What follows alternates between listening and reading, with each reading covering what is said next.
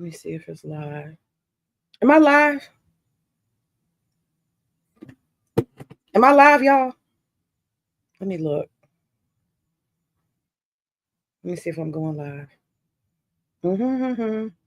Somebody say something in the chat. Can y'all hear me? Am I live? Let me see. Am I live? Am I live? Where's May? I am. I see myself. Y'all ain't say nothing. Why y'all ain't say nothing?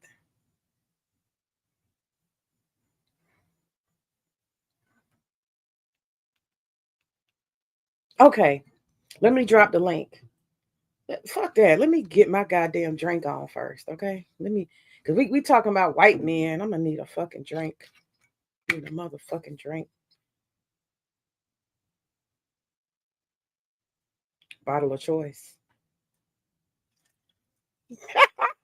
What's up, Chaos? Hey, Bacardi Gold. I've been there. Got the t-shirt. Puerto Rico. Okay. But you can't just drink the Bacardi Gold. You also gotta have the what?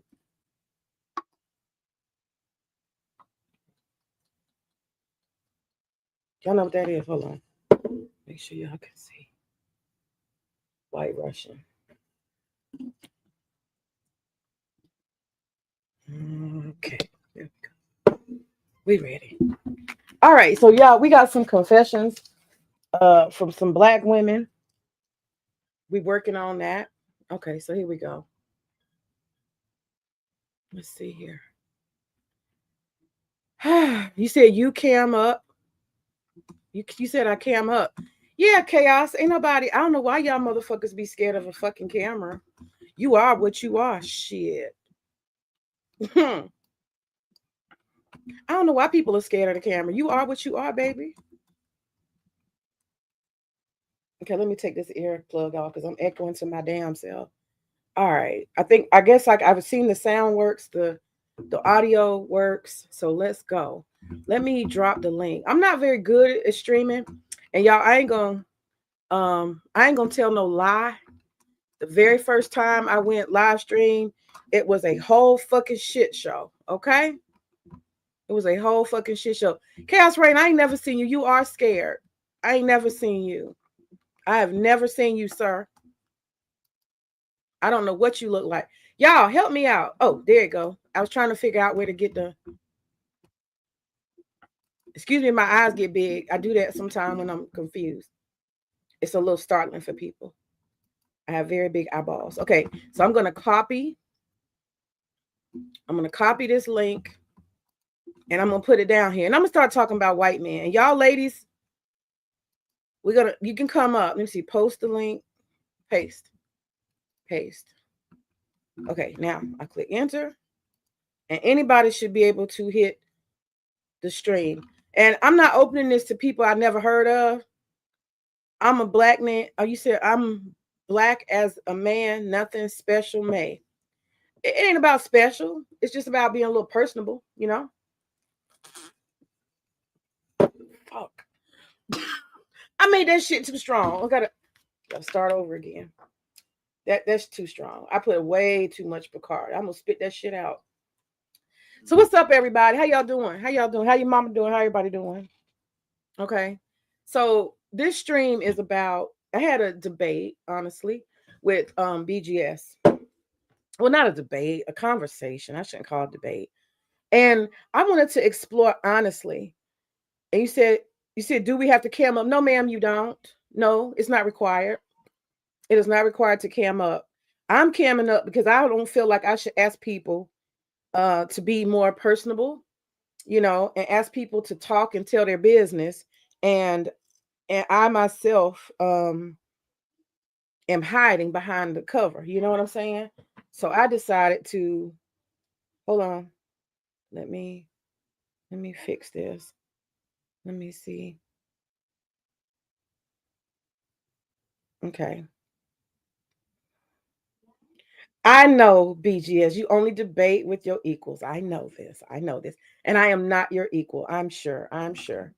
I'm such a lowly person, so beneath the standard. I know. I know. But y'all forgive me. I am having myself a drink. I am having myself a drink.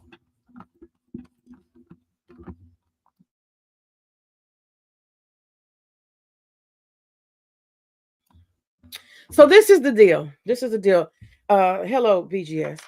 I was having a conversation with BGS, and we started discussing. I have this light here. I'm trying to figure out lighting. I don't know how that works.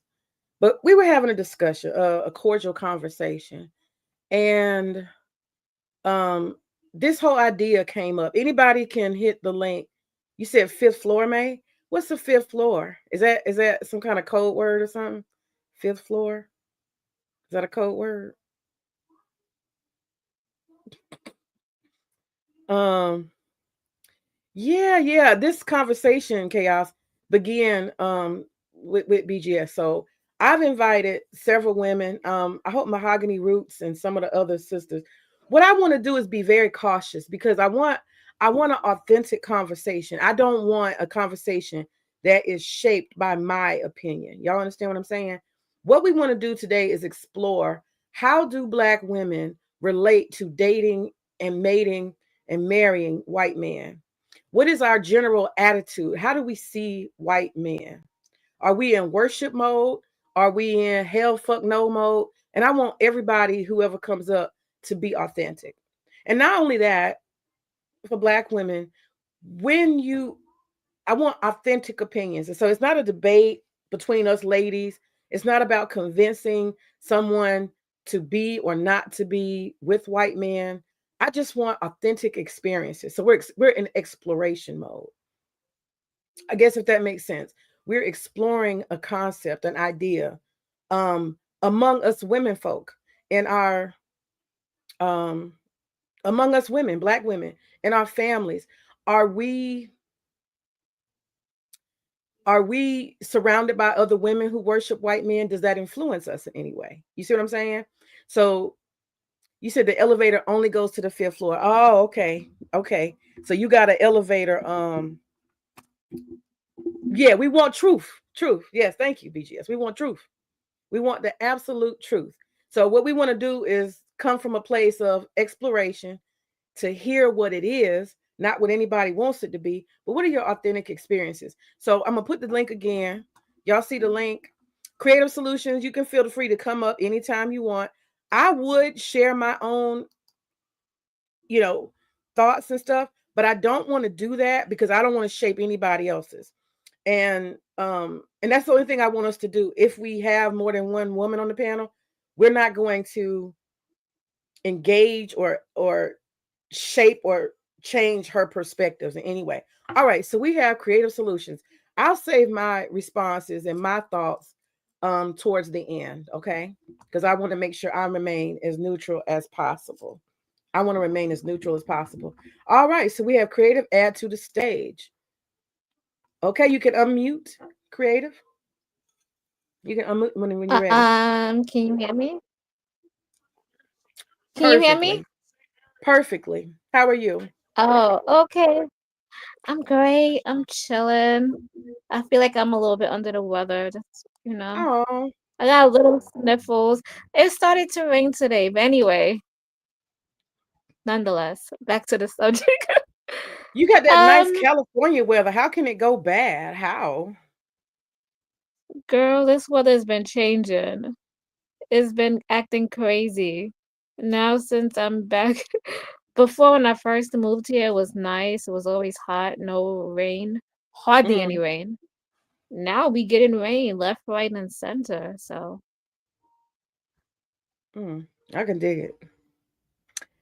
yeah. So let's get on to your business. Okay, what was the question? Okay, it's a series of questions I have. The first question is, have you, let us start with as a young girl. We'll start with younger and move to older, okay?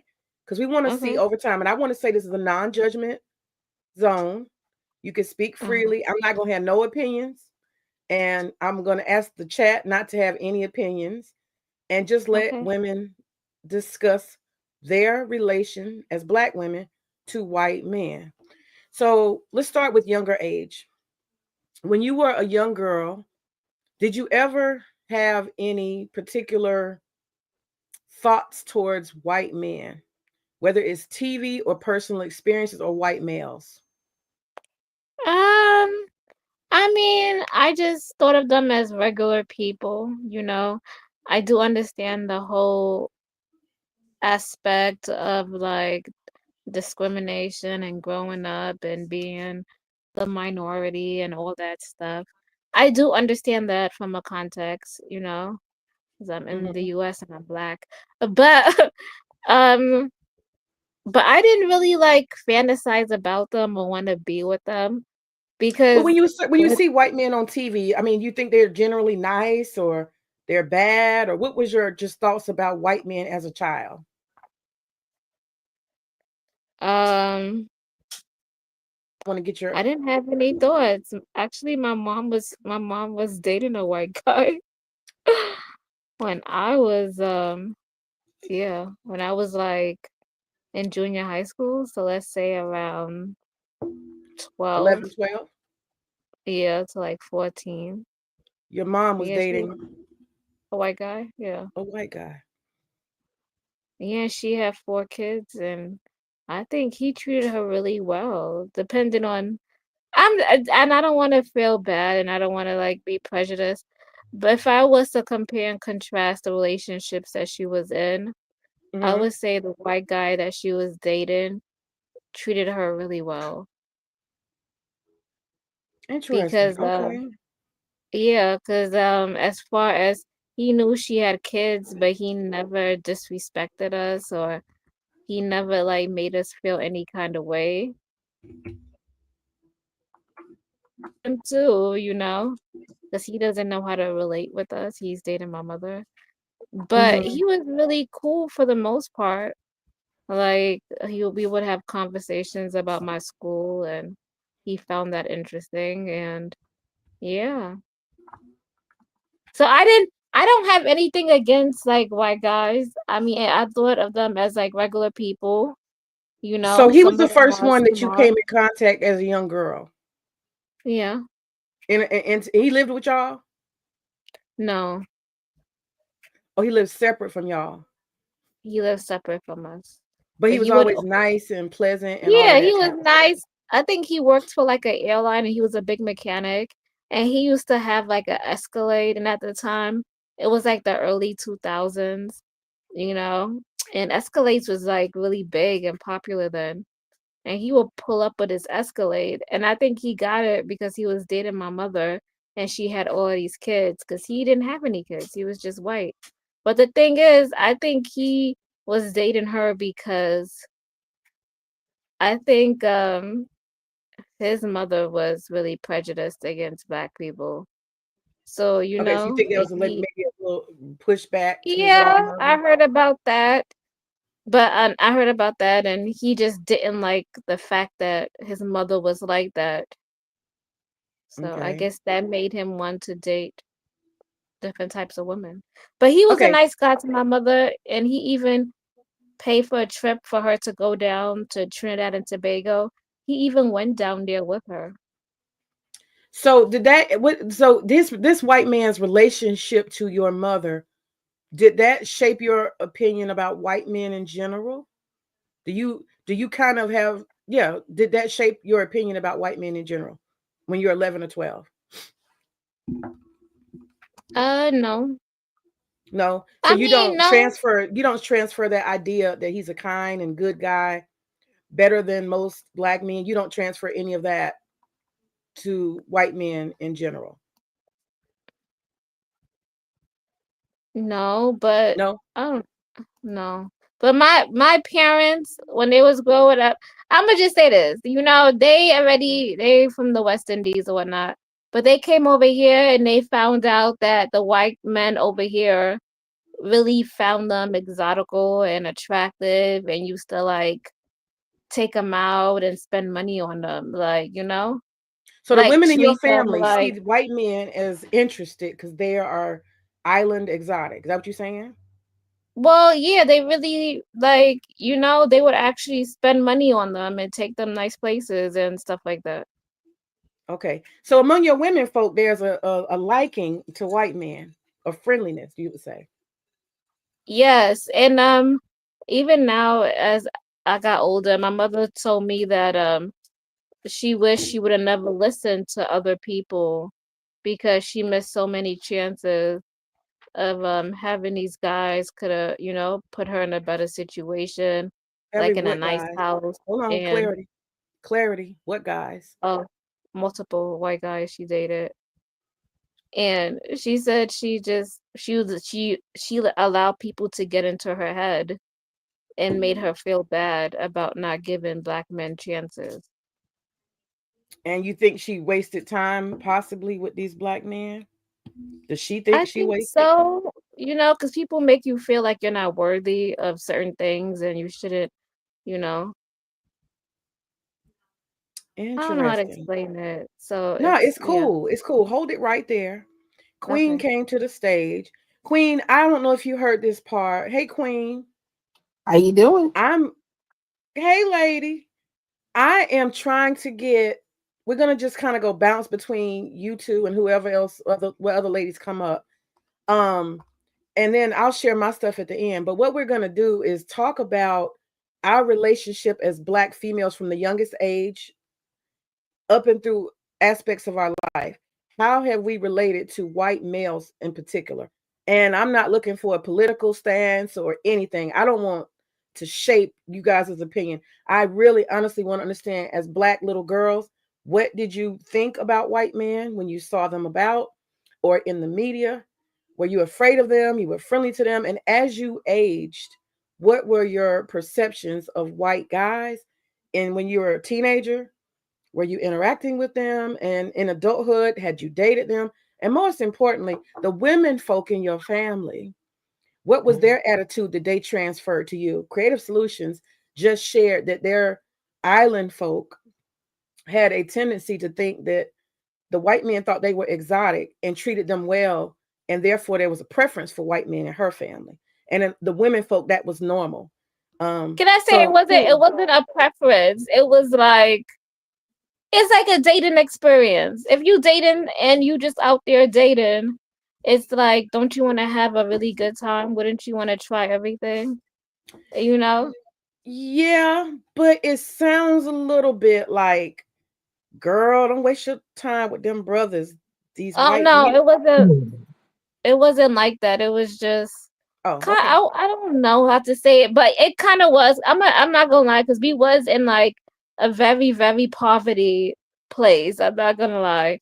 You could go on my channel. We was living in like buildings that were anyway, but you guys, we didn't have all that money, so we was in a poverty way. So But it was like a step up, a level up, you're trying to say, kind of sort of. yes, it was a level up. I would say it was a level up. Okay. But you can't level up if you don't think you're worthy of it. You gotta, like, if you're gonna level up, you gotta be all into it. You can't allow people to deter you, and that's my family could have did way better if they would have actually leveled up like that. I Like don't what? know. Like what? Say the Like, words. say words like, if Leveled up somebody's gonna like, treat you good and say they're gonna buy you a house and put your kids in the house and do all these things, and who are we talking about? We'll um, put somebody so in the house. I was talking about my first one. I was talking about my mother, Who? and Say it, yeah, creative. what she dropped. You think you slick. Nah, what I was saying was okay. Queen, I was Queen, come back. We gotta make sure that Queen gets her part in because she was about to, I don't know if she Yeah, dropped of down on course. I purpose. wanted her, but BGS, yeah, just but stop, yeah. man. Just stop. I'm gonna be neutral, What's BGS. he Just saying? stop. Nah, What is BGS he laughing saying? at me, picking at me. That's all. He always does this. Oh, Okay, let me get to what I Queen. was okay. We're What gonna I go was back and forth. And I'm not okay. and it won't necessarily be a conversation. It'll be more like me asking different stage questions. We're gonna go in what you call it, chronological order. So Queen, you're back. All right, Queen. I'm Go sorry. ahead. We got No worries. sidetracked. No So the worries. question. Go ahead. I'm sorry. No, I said no worries. Okay. So the question for you, Queen, is the same as for Creative. I was giving you an example of what her thoughts were, Mm-hmm. in case you didn't hear it. But Cre- for you, Queen, you are a Southern Black woman. Most Yes. everybody knows you anyway, so they know that. And Mm-hmm. so, what experience is unique to you? We ain't nobody judging. Just tell the truth. As a young girl, up until 11 years old, what was your thoughts about white males? How did you perceive them, and how did the people in your family, women, shape your uh, opinions about white men? Go ahead, you got it, girl. I'm on mm, mute. well, I didn't have any opinions about white males because I grew up in a black bubble, so I didn't have much interaction with white people, let alone white males. Any whiteness that I came in contact with would be white women for two reasons. One, my grandmother on my paternal side was fairly well off, and she had a business. It was like, I think it was a bridal business that she had. And so she would deal with white women inside of her business. And she also had a cafeteria that she ran as well. And that's she would deal with white people on a business level, but that didn't translate to me because I was a child. My Okay. family Well, is well, let me say this. We're focused on specifically black female to white males, your perception of white men. I didn't have So, any perception of white men. how about on TV? When you see We TV, when you see watched commercials. everything. I grew up in a black bubble. There was no thoughts of white men at all. My family is black as hell. We don't have any interracial marriages or any of that. Matter of fact, Okay, dating but hold app. on, wait. You just telling me you didn't watch Mr. Rogers as a young girl? I just thought Mr. Mahogany. Rogers was a character on TV. But just tell me your perception. You were neutral about white men. I didn't Mahogany, you think got it. anything about white men. I didn't have any interaction with white men. Like the TV was the TV. It was a reality. Okay, so you just didn't. You were not favorable. You kind of neutral on white men growing up. Didn't know nothing about them. Didn't give two shits about them.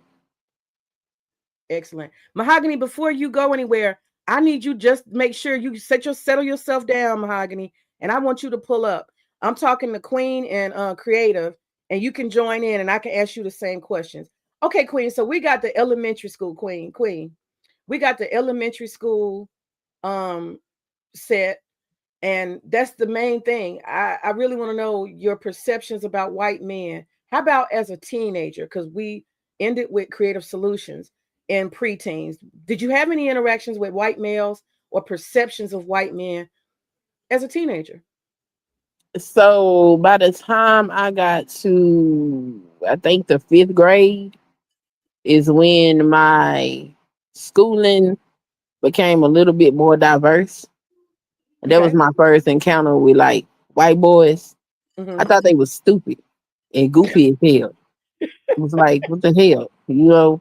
Mm-hmm. Um, of course, I was cordial or whatever, but I wasn't interested in having any like long term friendships with them. They was just people at school. Um, I didn't have any white male teachers until I got to high school, and fortunately for me, I had actually one white male teacher. He taught geography, and he was a military veteran, and he had part of his brain removed from an injury when he was in the military. And so his personality was a bit strange. and a bit odd. But Okay. Mr. Howard, rest his soul, Mm. was cognizant of racial issues. And I, to this day, remember one thing he told us in class. He said, Mm. by the time y'all become adults, white men are going to be committing a lot of suicide. And it's going to be because they have to compete in society. Before they didn't have to compete. They just got into positions simply for being white. But now that other people are more qualified to do certain things, they have to compete and they don't meet the bill and they're going to start offing themselves for it. And what he said was true. It started Okay. happening. So, So, how did he shape your mind in general, like in just one sentence? What's his name? Mr. Howe, Mr. Howell taught you what about the possibility of what white men are or can be? he was the first white man to give confirmation that white men are, uh, in general, very mediocre when it comes to uh doing things. They're very what? Mediocre. They're Mediocre. not Okay. very knowledgeable. They don't have excellent skill. There are more people that are better suited and qualified for certain positions in society that white men hold. Okay. He was So, the he also gave me the knowledge that mm, a lot of these white men are in the positions that they are in simply because of the color of their skin and the way that society is. so he taught So you about white male privilege and yeah, stuff like he that. basically solidified it because, like I told you, I grew up in a black bubble. So just being around all that blackness, of course, culturally speaking, I was taught these things amongst my own people. But to hear a white man affirm what I was being told, Hmm. and then like now, right now, looking at society and seeing how these white men going around shooting up schools and all of this stuff, Crashing out. what Mr. Howe told me Right. what he told us, because he told the entire class this. So what he said has proven to be true. He didn't tell no lies because by the time I got to my mid 20s, the suicide rate amongst white men had started climbing. Okay. Now, on a more personal note, so that was a professional child mentor relationship. On a personal note, did you ever consider dating white males, or were Uh, you ever attracted to white males age so 13 no, to 17? Huh? hell no, hell Okay. no. Okay, hold that. Hold that for 1 second if you don't mind. Creative. We're teenagers now, creative. You are Mm-hmm. 15, 16, 17. Queen said no, she never considered dating or was attracted to white males. How about you, creative? Um, were Um, you open, attracted? Tell us. no, because I hardly see them. I didn't really hang out with them. I mean, I was in New York City. I mean, you see them here and there, but within my school and people who I hang out with, no, I wasn't, no. But when I joined the military, then it was a broader scope of people. But even when I joined, I was like 18, 19. When I got to my first ship, I did like one white boy, Your first shift, and I what think age were you? like 19. Did you ever look at them though? You might not have grew up around them that much, but did you ever like look at them, and be like, "Oh, he look good"? Were you attracted to them? Their skin, their hair, their dress, whatever. Uh, some of them were cute, but I wasn't like head over heels, like I'm gonna go date them. I didn't, no, I wasn't really into dating them like that because I don't know, because I didn't know how would I relate, and and yeah, on the ship I was in, the black guys on the ship didn't like the fact that I kissed a white boy or some other Asian kid. I You don't kissed a know. white boy. I remember I kissed a Filipino guy, and it was these like black like upper class chiefs came up to him and was like, you can't be doing that, and made a whole big deal out of it. Who made a big deal out of it? What's up, Mahogany? Hey.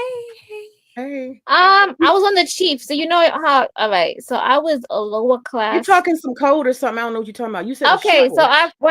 I was enlisted. So when I first came in, you know how you have different ranks. Uh-huh. So the Chiefs were of higher ranking. So I'm an E1, and the Chiefs I'm talking about is an E7. Okay. You get it? And then they saw me kissing this Filipino guy. Yeah. They saw Okay, that and then Queen. they pulled him to the side and it was like, no. Okay. So you said it was a white boy you kissed though. I kissed a Well, white boy also. And I got pulled to the side about that too. okay. So these are black men or just superiors? Superiors and black men.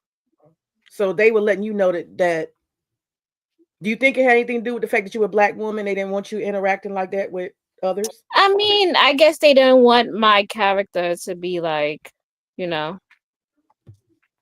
Okay. All that right. was it. Okay.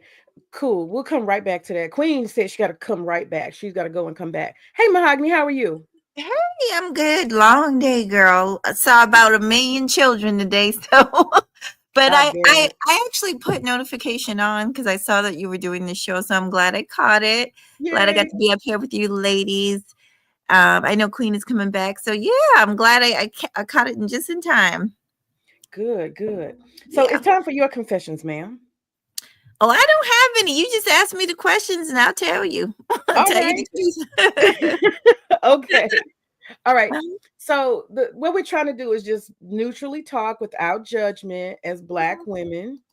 Our experiences from the youngest age, our perceptions have evolved naturally from being young women, young girls, and how did we perceive white males as young girls, whether our only interaction was with them on television or Mhm, whatever, mhm, and maybe even in early elementary school, how did our women folk in our family shape our perspectives about white males or white manhood? mhm, And as teenagers, that's where we were at now. But if you can catch us up as a child, that's what I want to ask you. mhm. What were your perceptions? No judgment of Oh white no, men. no. Well, for me, I don't judge nobody. I'm the most non. One thing if you watch me, I'm the most non-judgmental person there is on the planet. I don't believe in judging people. Okay. But I will say this. I grew up in a predominantly white neighborhood, so I was surrounded by white folks, male and female. I was surrounded by white people. I was the only black for a long time at my elementary school. So I was teased a lot. But guess what? I was teased. There was one other black girl in my class, and she was the one teasing me. She told me I had thick lips. And I used to have really long hair, but at that point, my hair had broken off a little bit. So she used to tease me because my hair was shorter than hers. And so it was weird. I was in this predominantly white school, So but how I did was you being. perceive white males? Oh, I'm gonna get to that, but basically, like at that point, I didn't have no issues, like because I was in that neighborhood. We were like the only black family. I didn't have no issues really. I was so young. That was elementary school, so I didn't know anything about racism or anything. I didn't really learn till I got older. I So mean, did you have like little white male friends, yeah, buddies? I had most of my friends, unfortunately, at that time were white because that's what I was surrounded by. Proximity. Of course, it changed as I got older. We moved around. We moved around a lot. I'm in the military. I'm from a military family too. So as we moved around, things changed. I will say there was definitely I'm from a very, very Southern traditional home, and I will say there's a definite double standard with my mom in our black family household. My mom has always been very, very pro-black with me and my brother. However, when my brother brought his first girlfriend home, who was like Asian, Filipino or something, Uh-huh. my mom was so nice to his girlfriend and everything. But she made sure to tell me that I bet not do the same, which I always thought was crazy. I always thought that was weird, that how come it was okay for my brother, but not for me. And to this day, I'm gonna be honest, she won't admit it, but she still has that double standard. She'll make little comments when she sees a black female with somebody of another race. And that's just, I don't know. My mom is older. She's from a different generation. So But I never did understand that double standard. But she had it for sure. Okay, so Mhm. she did not. She would basically let you know that it was not acceptable for you to be with a white man or anything other than a black man. Quote unquote, if they can't use your comb, don't bring them home. That's for real. That's for Period. real. Okay. Period and period. But so I'll fast forward. Like I said, with life experience, my time in the military, much like the young lady up here, that was actually my first real experience with racism was when I got into the military. My first experience with racism, sexism was all in the military. I was just a small little town, you know. Then But when we're I not got, necessarily talking about racism. oh, okay. We're just talking about perceptions as far Mhm. as what does a black person who is female, Mhm. what authentic experiences do we have? Because we're so different than white men. We're Mhm. opposite, black and white. You know what I'm saying? Male and female. So What? that's the Mhm. question. Like, are there people pushing you towards white men, away from white men? Do the women in No, your family? I never, I never felt like anybody was pushing me towards him or away from him. My mom was just, she was just like, she experienced a lot of racism in the South. So it was kind of like when it was like she always used to say, don't bring them home if they can't use your comb. However, when it came to my brother, but also I will say this, my brother was also a mama's boy, so he could do no wrong. So he could do whatever. Okay. And I think We my had a mom different felt, standard. Different yeah, I standard. think also as long as he wasn't trying to marry one at that time, I think she didn't really give a crap. But I'll let Okay. somebody else talk. Mhm. Real quick though, I want clarity. As a teenager, you did not date any white males. I didn't Uh-oh. date. No, I'm thinking because I wasn't even allowed to date. My mom was super strict. I didn't date anybody. Were you Um, I attracted to white males at that age? Not really. There might have been one kid at my school that I thought was cute. I was such a tomboy, May. I was a tomboy and I was a nerd. I was into my music in school and I was a jock. You know, I did cheerleading, I did sports, You were too I busy ran for white track. men. I was too busy for any boy. I was Okay. so into my own world when I was little, when I was younger. Yeah. Okay. So we'll come back to adulthood in a second. All right, Okay. Queen, we'll go back to you. Yes. All right, we're at teenagehood. Queen, when you Hmm. were a teenager, did you ever date, have any engagements with, have friends that tried to influence you, particularly black women, to be attracted to white men? Were you attracted to white males No, during those young no, teenage and how about early adulthood? Let's go to the early adulthood. no, no. I No? have never been attracted to a white man. Are you a My dealings racist? with, hmm? Are you a racist? I'm asking.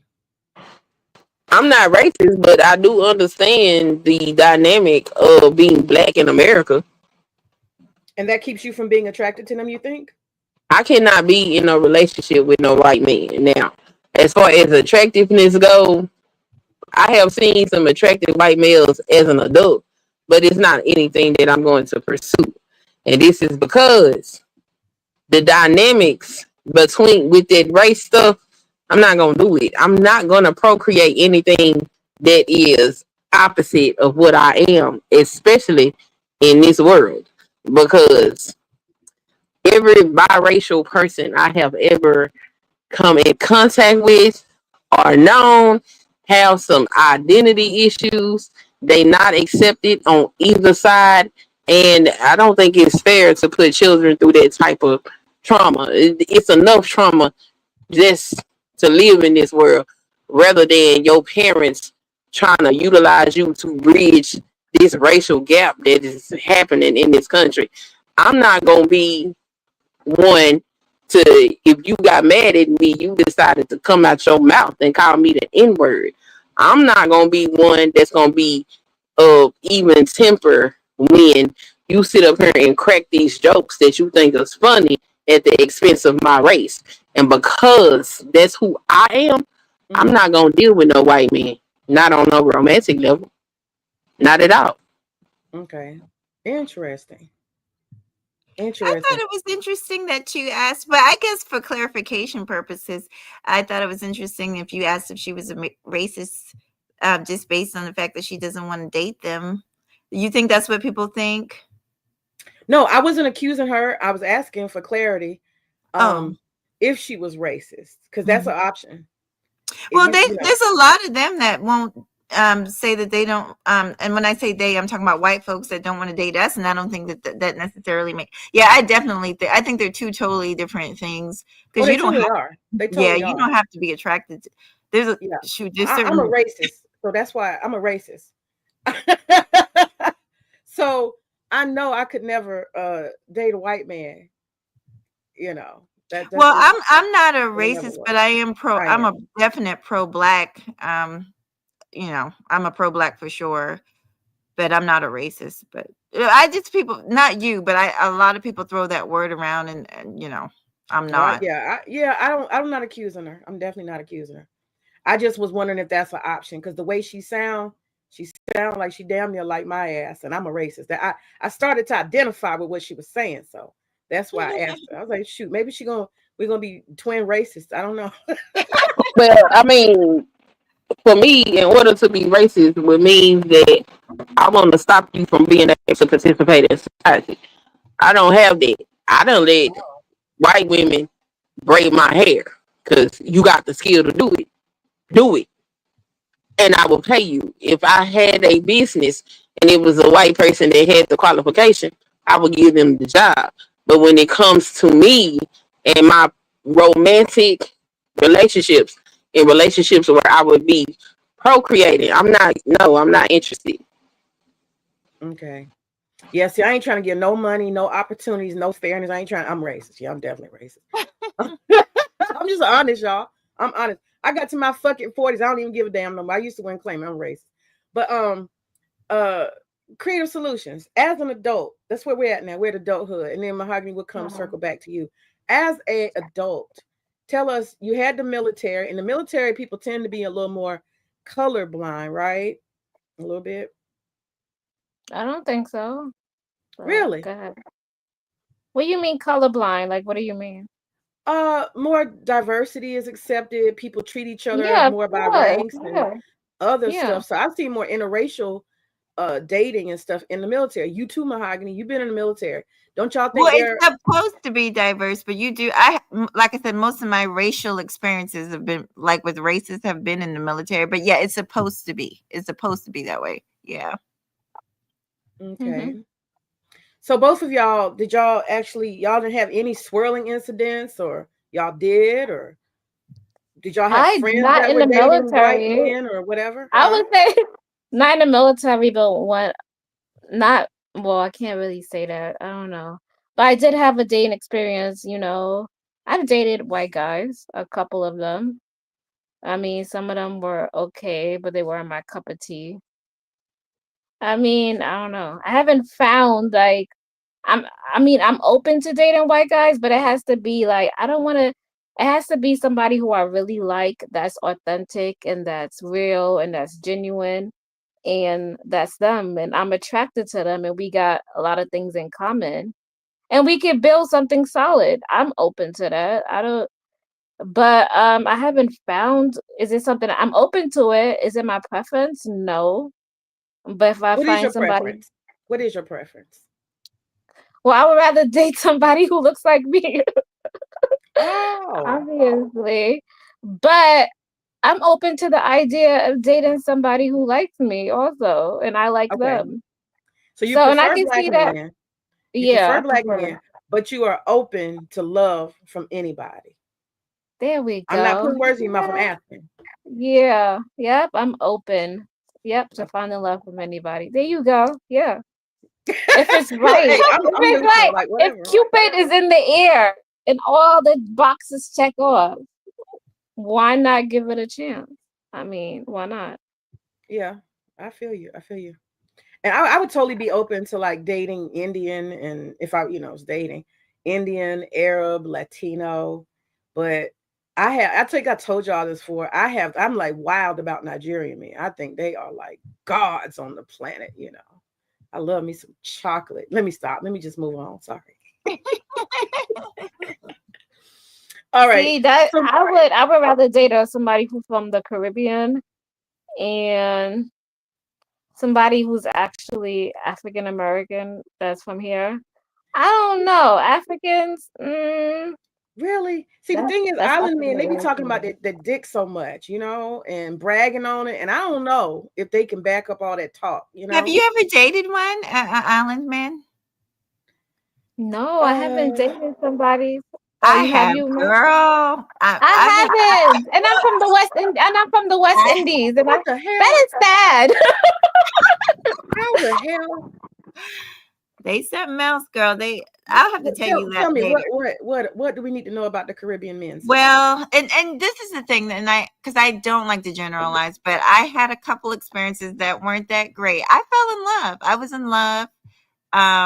They're so the culture. I love the culture. I love the accent. He had a lot of style, and one thing I did like is that brother, when we went out to dinner, I bet not dare reach in my purse to pay for nothing. He wanted to pay for everything, but at the same time, he was very I had experience with him, and he was very controlling. One time, almost raised his hand to me, honey, and that's one thing you don't do to me, honey.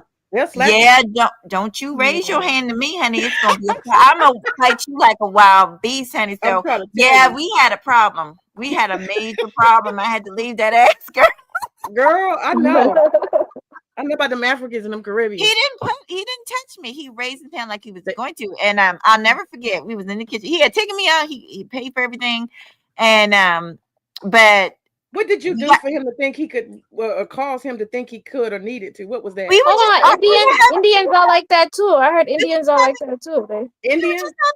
Argument, and it kind of threw me for a loop because I never had no man raise his hand to me. Like he literally raised his hand up, open palm, and I said, "What the fuck you think you about to do with that?" Because I'm aggressive. I was like, "What the fuck do you think you're gonna do with that?" And he was like, oh yeah, I did push him. Now that I think about it, I did push him, but it still seemed like an over exaggeration because we were kind of just arguing about something stupid, the way most couples do. And when he did that, I said, I said, you know what? You skipped this over ain't gonna work. This ain't gonna work. Mahogany, you're not slick. What did you do? No, I didn't do anything. We were in the middle of a heated argument, but that was the first time I saw it. But you pushed him a little bit. You said you pushed him a little bit. Yeah, we were in a small confined area. Okay. And I don't even know how he came into the bathroom with me. I think I was upset and I went to the bathroom and he came into the bathroom and then we were arguing about something. It was so many years ago, I don't even remember. And I just kind of pushed him like, get out. And he turned around and had his hand up. And I said, what the yeah, that shocked him. He was like, this woman, hands on me. Yeah, so basically, I literally stopped it right then and there. I said, you know what? It's all good. I said, I'm going to pack my stuff up. And I packed my little stuff up, hopped in my car. Then, of course, he called me crying. Oh, come back. No, Negro, you got the wrong one, honey. I've been here all these years. I ain't never dealt with this. I'm not going to deal with it now. But there were other things, too. But that was one of the things. So I feel like he was a womanizer. He had a woman back in Jamaica. Them a whole family. Always polygamous, honey. All of them. But I had heard, and I'll be quiet, but I had just from family, friends that have dated them. I hate generalizing, but it's been a common experience of like that. And then the womanizing, like they love to have women all over the place. So after I went through that with two of them, just like feeling a little unsafe, I was like, no, this is not going to work for me. I just can't. And honestly, I do prefer like the ladies are saying, I prefer a man that I have something in common with, like American black man. That's what I'm attracted to. I love, and I know everybody says this, but I like what I like, and I tend to like. I'm gonna be honest. I tend to like, my father's dark, and all the men in my family are dark. I tend to like darker skin and taller men. I tend to like muscular, athletic type dudes, but I'm very muscular and athletic, and my whole family, we like to play sports. So I think it's just having something in common with the person. Okay. But yeah. Okay. Okay. Cool. That I'm appreciating this conversation. Creator, we're gonna have to come back to you and try to figure out how the hell you from the Caribbean and you ain't never had no goddamn Caribbean man. We're gonna come back to that. Queen. Do you have a preference, Queen? Do you have preferences or anybody that you would be open to other than black? Or what's the pecking order for you, Queen? Are you there, Queen? Queen be in and out. Okay. So we'll come back to Queen and that idea. Creative Solutions, how is it possible that you had never dated a Caribbean man? How's that I possible? don't know. I did not. I haven't. Not like some authentic Caribbean, because I would be in love in a way. I don't know. I haven't found any But you didn't that manage I to would date a white date. guy or two. I did. I did date a white guy. That's Okay, yeah. I'm not trying to be nasty or get deep in your business, but did you kiss him? Yeah. Did that feel natural or did it feel strange? In any It way? just felt regular. Okay. Now, when you were dating them, were you open to more, like for real, like at that time, not in reflection, but at that time, were you like experimental, or were you thinking, I hope this gets to marriage long term? What were your thoughts about it? Well, I was open to the idea of dating. And obviously, if I'm dating you, then I'm hoping that we can, like, build something together. But marriage is like down the line. That has to be like a proven relationship before marriage. That's what I think. Okay. Would you, Queen, are you back? Yeah, I'm back. Okay. Yeah, I had a question for you, but you were away. Um, in a second, I'm gonna ask you. Creative, I do have this other question for you. Um, if you were told by a white guy, "Hey, I really like you, but my family's a certain type of way, so it can't really go serious." Would you date that person, or how would you feel as a black woman with a white man telling you that you had limitations based on race? And then I wouldn't date them. I will ask him, like, are you dating me? Will that be a problem for you? So what is the purpose of dating me if you're not trying to, go all in? If you can't go all in, then don't date me. Don't say that's like a backhanded compliment. Like, Okay. he should Yeah, be but saying some even people don't mind, some people he don't should mind. say, like, even though my family, they're not with that, I'm still with that. I don't give a fuck what my family say. I'ma do me. That I mean, sounds a how little many bit women in your better family have dated? than Huh? saying I can't go further with you. I can't marry you. Huh? You get How what I'm many women saying? in your family, Creative, have dated white men? I want to go around all of y'all. How many Oh, is dated and married, dated or married, Creative and Queen, and then Mahogany? How many black women in your up. family have dated or married white? That's what I'm gonna ask you, Creative. Then, Okay, so I'm gonna just say this. My family has a lot of trauma, especially when it comes to their skin color, because they're super, super dark, like really, really dark, mm-hmm. like dark skin. So a lot of them, they grew up and people used to make fun of them of their skin color, the way they look, and all of that. So a lot of them have some deep-rooted trauma. I have to say that for number one. A lot of them, they bleach their skin or whatnot. So as of right now, my aunt did date a couple of white guys, and she got her network going and her marketing thing going. So she leveraged that. So, I ain't mad at her. But she's currently right now she's with a black man. So my Oh, other aunt, hold on, yeah, my other wait, hold uh, up. Did she marry these white men that she dated? she would have if it would have leveraged her, but no, she did not marry them. But you She said didn't. it was a level up. So how did she not marry them? Because I don't know, because they have their own things. I don't think these white men really wanted to marry her either. So I don't know. A See, conflict that's the of interest. conversation I was having with you. I mean, because sometimes Yeah. it's like You know, ooh, you exotic. Ooh, that's a brown booty. But I can't take you to my family. You think that's what happened to your auntie? Possibly.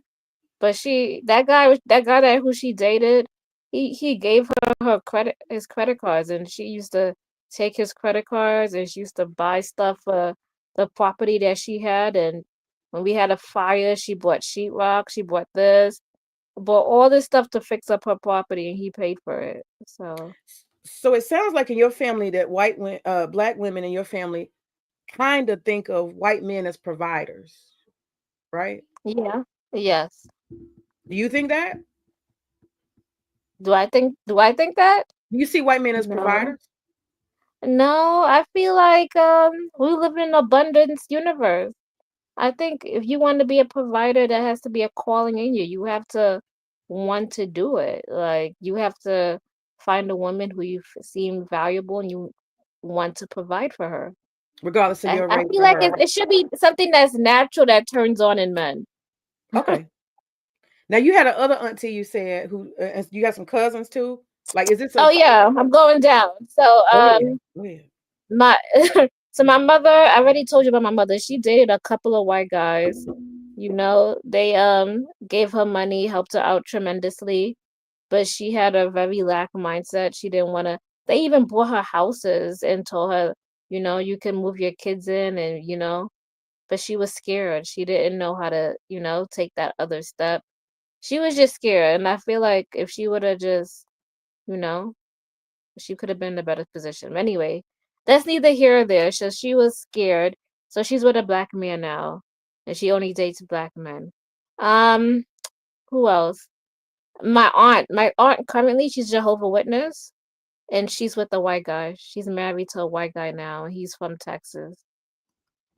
How did your family behave about these black women in your family dating white men? Was it a problem or acceptable? Um, they didn't care because it's like if when you need resources and you're poor and you know money talks, like you got confidence, you got money, you showing up for me, shit, I could rock with that.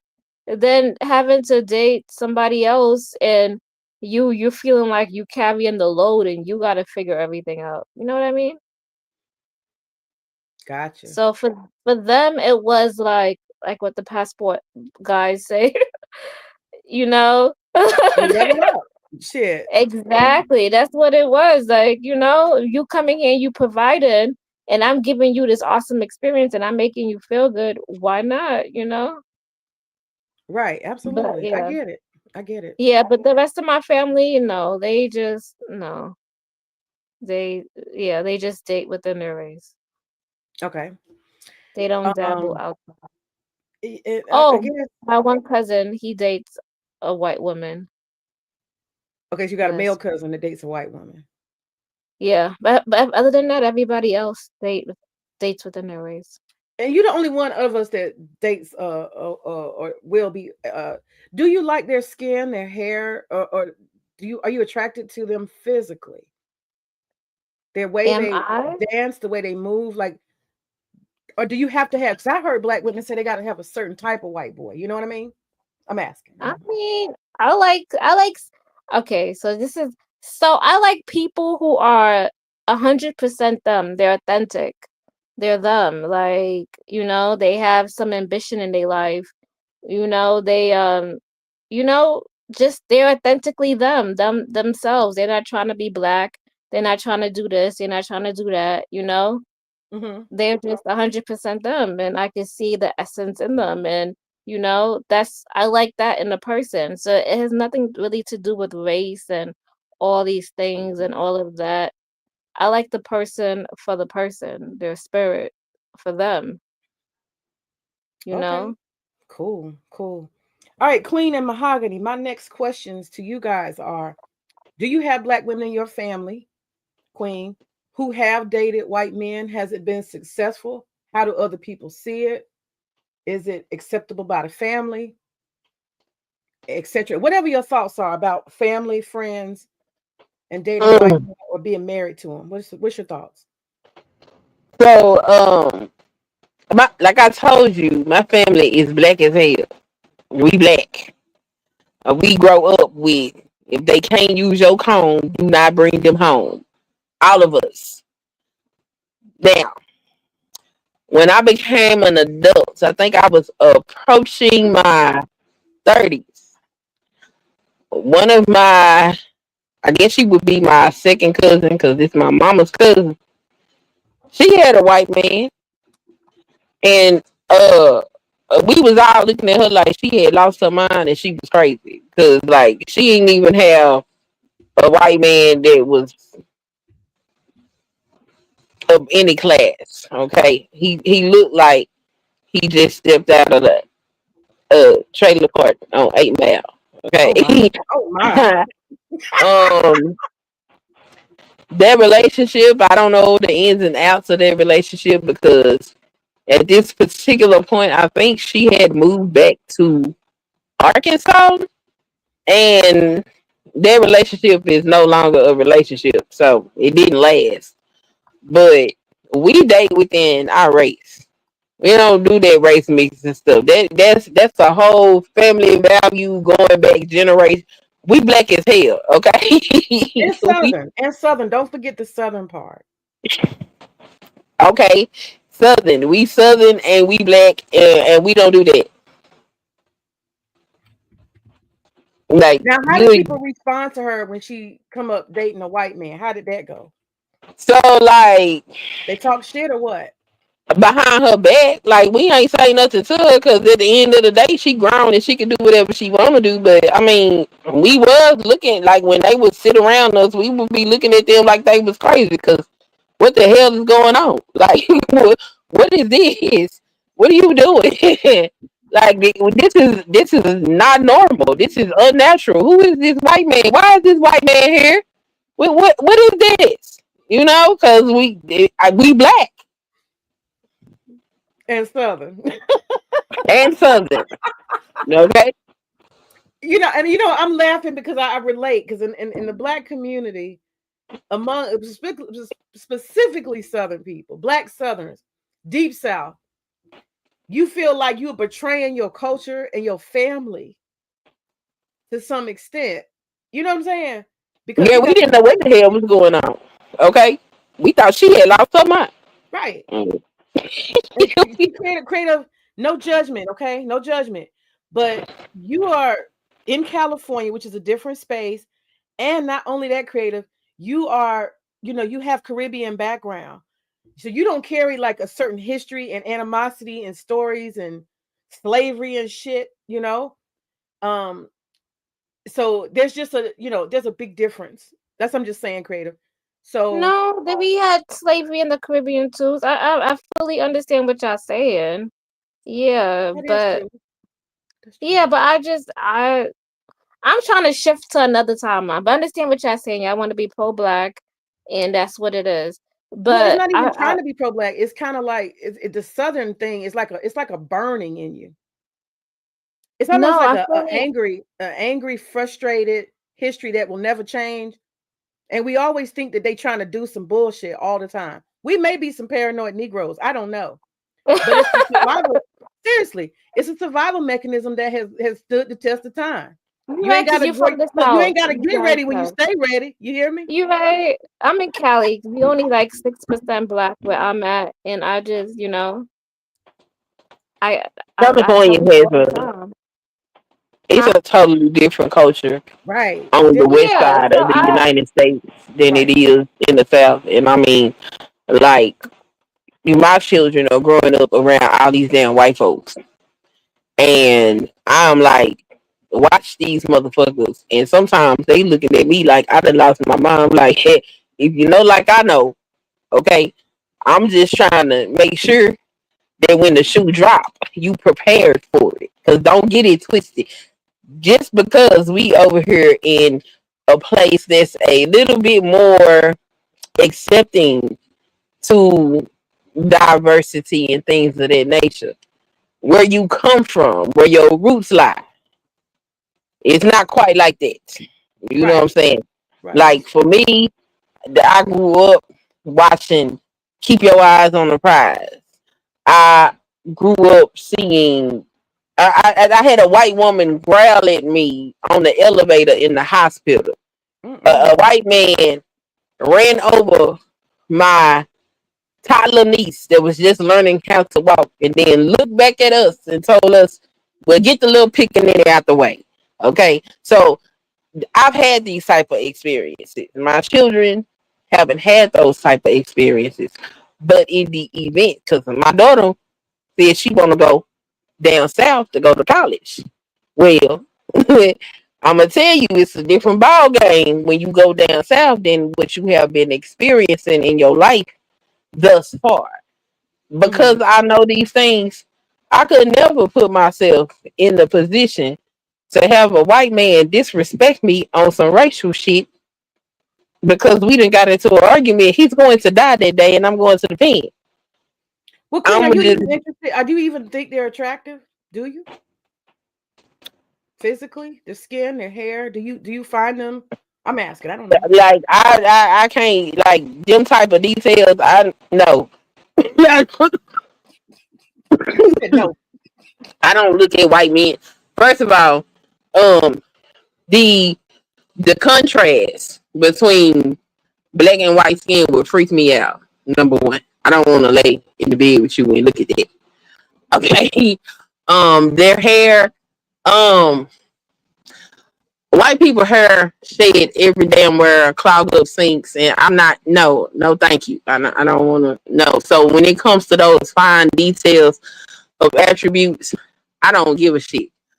But as looking at a person as a whole, an attractive person is an attractive person no matter what their skin tone is. So I can see a white man, and if he's attractive, I can say he's attractive, but that's as far as the hell is going.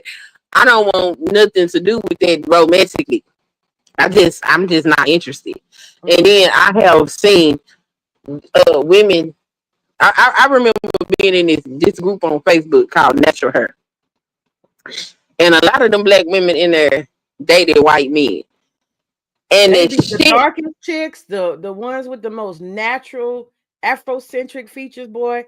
They be loving them some white men. I swear it's a trend. Go ahead. I'm sorry. that they used to post in there about the comments and the activities. And it was really interesting to me because they would come and post, my boyfriend did XYZ 1 2 3. Should I be upset at him? And it was really perplexing to me because I was like, if your boyfriend was a black man, you wouldn't come in here and ask that question. But because he's white, somehow he gets a pass on disrespecting you. Girl, you lost your damn mind. Like, Mm. I was like, the shit y'all willing to put up with from these white men, but a black man couldn't get half that type of. It was a very interesting dynamic for me because like you're not finna sit up here and make references to me sitting in the back of the car as a reference to Rosa Parks and think I'm supposed to be okay with it. What? Interesting.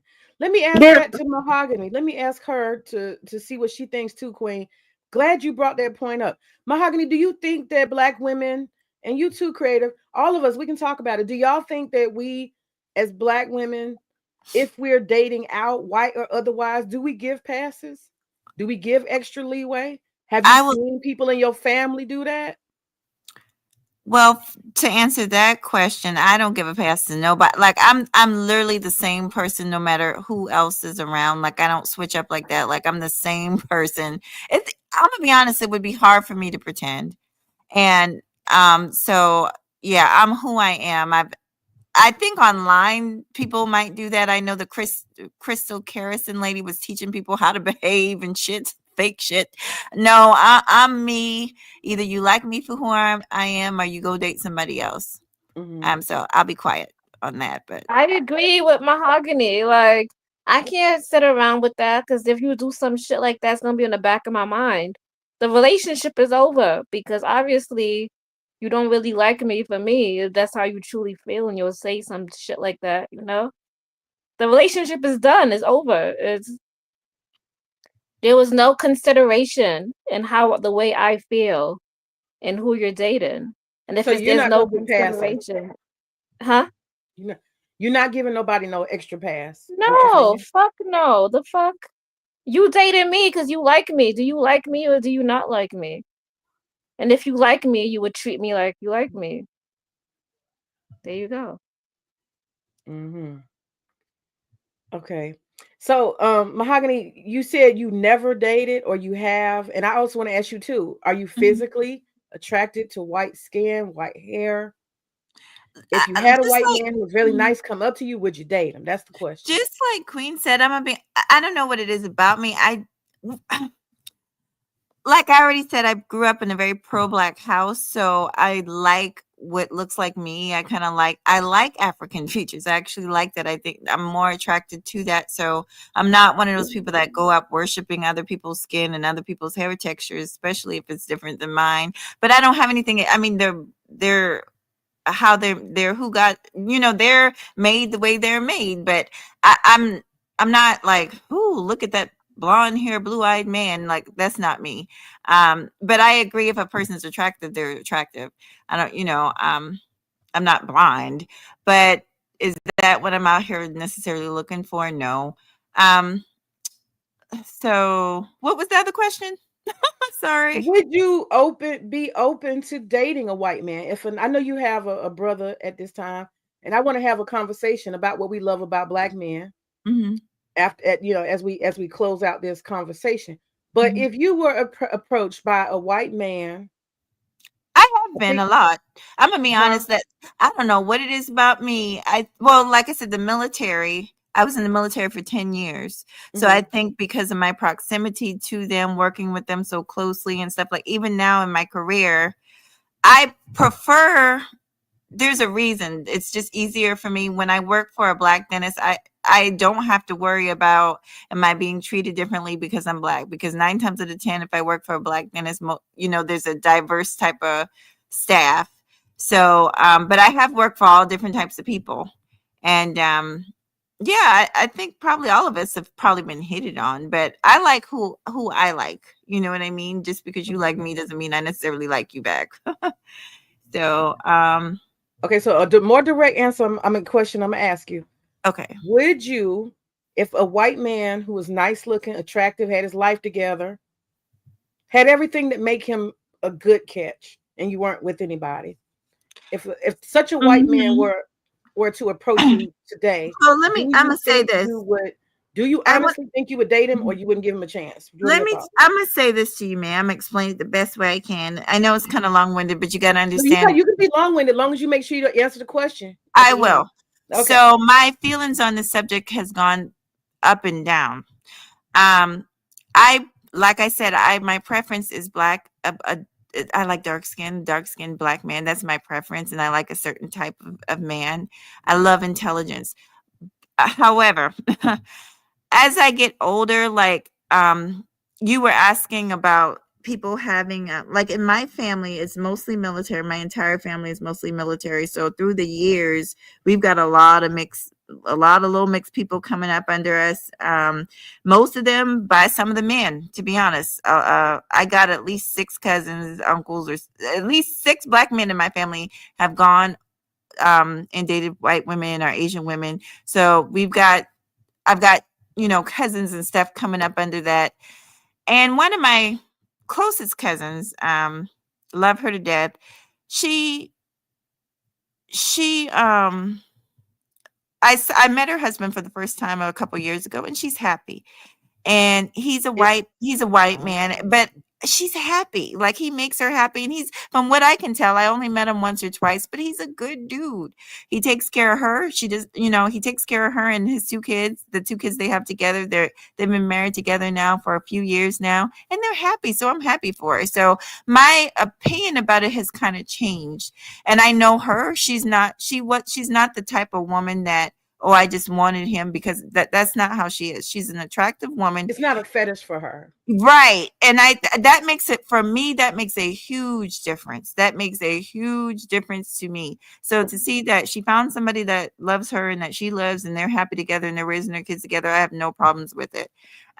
For myself, I've got a child that's black, and I'm trying to raise a black man with self-esteem. So for me, I wouldn't feel right. Um, Even like say this relationship didn't work No, out. no, no. Hold on. Don't put the boy in it. No, I'm no, asking but that you. matters to me. No, listen to me, man. Hear me out. Because Okay. that's always been a thing. Because when I was going through a divorce, like I said, I was asked out. I was asked out by men of different races. There was one that I really, really liked. He was like from like Samoan. He was like Hawaiian, a dark skin Hawaiian. I just thought he was wonderful. But I thought about it and I was like, I want somebody that, you know, I'm always telling my son about Black pride, and I personally wouldn't feel right bringing a man of a different race around him and having him influence him to that level. And I'm always talking about Black pride. So for me, no. But I also don't judge other people who have made the decision. Does that make sense in my long roundabout way? Does that make sense? Well, let's do this. If you no child in the picture, will you date a white man? I mean, I have dated people of other races, but it's just White man. white.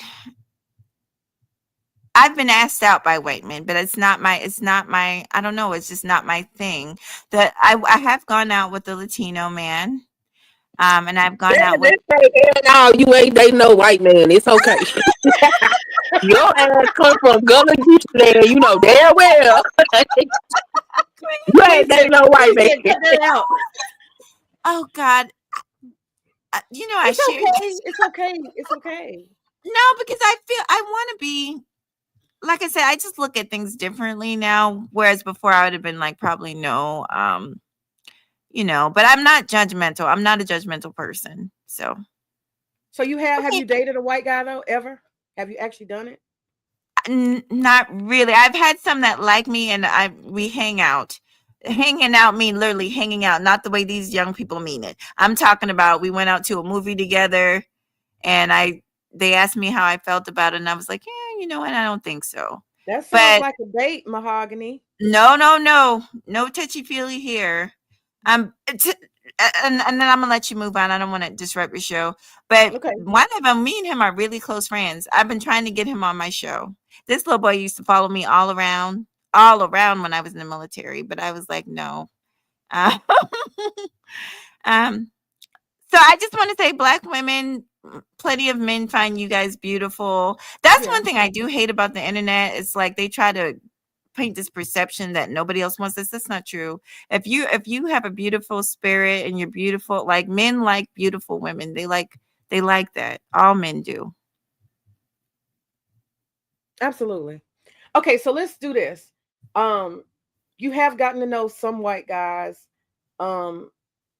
personally, but not had any intimacy or habits of dating. But what is your preference? Let's go around and then we'll have last thoughts. What are your preferences? I'm gonna tell y'all right now my preference, and then we'll go to you, Mahogany. I'm gonna say my preference.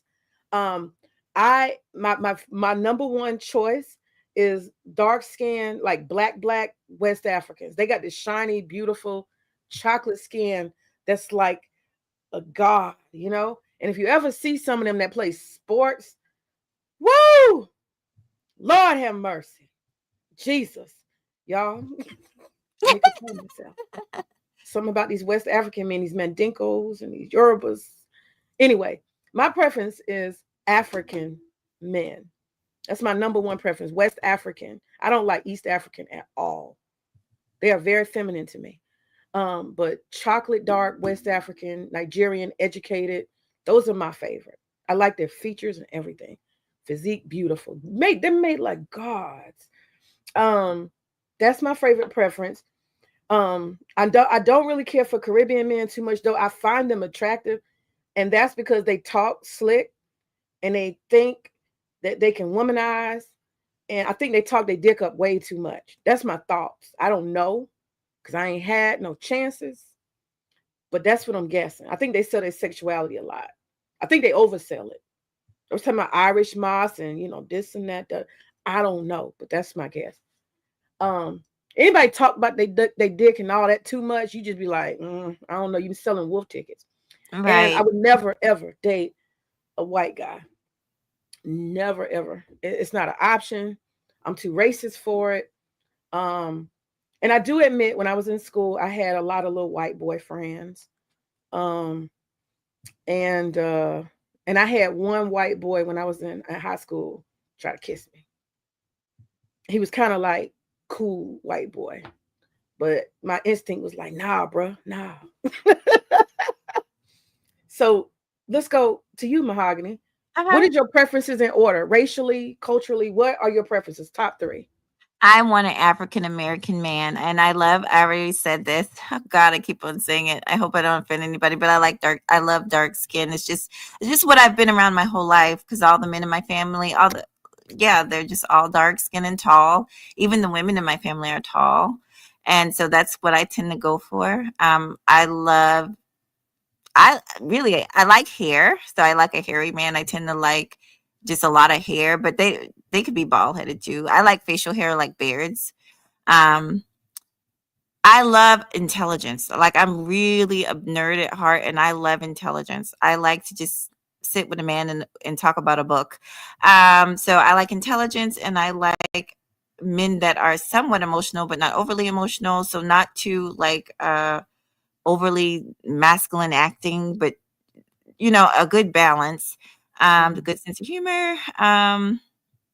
So racially, your preference is African American men. And what's the Yeah. second choice after that? Would it be African, Caribbean, or something else? No, I'm gonna be honest. I don't really want nothing else. I want an African American man. I've dated African. I dated Jamaican, and then I had that Samoan that I liked, but it didn't go anywhere. Um, yeah, I want an Okay. African American because we have more in common. Okay. So you said Jamaican, the Jamaican, are they overselling the dick or not? No, he was a good lover, but guess what? So are African American men. Like, you got some that are good and some that are bad. But he did brag on his penis a lot, but They do that a lot. yeah, child, you seen one big penis, you seen them all, honey. Hmm. Hmm. Like, And look, please. look, them big dicks ain't what you think. Right. This shit get tiring. Okay. Exactly. Go on over there, sit down.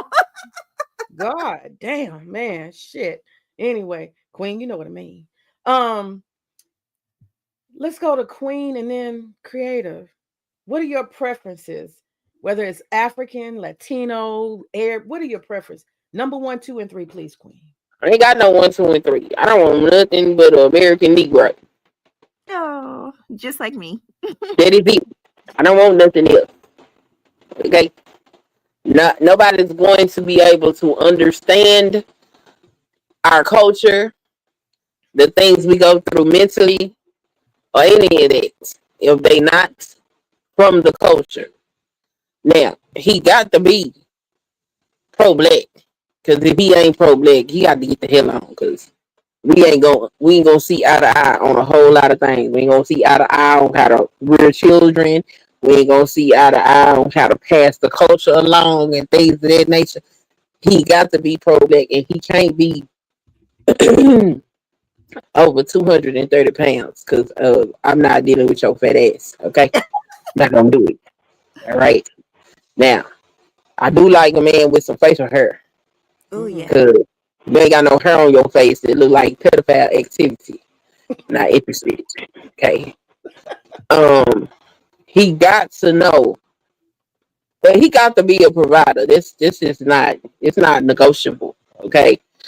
You got to get off your ass. And I don't want no sorry ass man. Okay, because ain't nothing sorry about me. So we not gonna do that. But I don't want nothing but a good old fashioned Negro. That's what I want. I don't want nothing else outside of that. I don't care how black your skin is. If you're not from my culture, ain't nothing I can do with you. I can look at you. You know, you look nice. We can hang out. I might even flirt with you, but I'm not finna date you. We not finna do nothing. You know. Yeah, yeah, yeah. Totally dig it. Totally dig it. I have this fetish for African men. married one. I'm attracted to a lot of them, but I end up with a black Southern Negro man, you know, because that's what's gonna fucking work for me, you know. It's more practical. Like you said, you got an understanding, got things in common, you really, really get each other. You know what I'm saying? It works. It works. It's true. It's true. I can fantasize till the cows come home about some, you know. I'm gonna end up I with like, like man from America. and I like old men too. You do. I do. I like old men. I Ooh, ain't married an old man. I married somebody my age, but I like old men. girl, you Always have. sound like ooh, Queen. I didn't know you like this. We gotta have more conversation. Yeah, I like old men. They already seasoned. They got more life experience, and then it helps if he. Well, I'm not gonna date no dummy because I'm not a dummy. So Naturally. yeah, and older I men. got an older man fetish too, but I couldn't marry one. I agree with you. No, I would marry him. Oh, you would? Okay. Yeah, my husband just got to me before an old man did. Because if an old man would have came along, I'd have married his ass. Mm-hmm. Sure would have. Like, Queen, I love your honesty. even my husband, though, he was like, he took me to go meet his grandpa. And look, his grandpa was handsome as hell to be as old as he was. I was like, whoa. He was like, get out of here. Come on. You trying to molest my grandpa. Girl, I've come across some older men who are like classy and they got money and they're established and they in health, but they got that gray and that this and they smell good. You know what I'm talking about? They're professionals. Girl, woo, woo.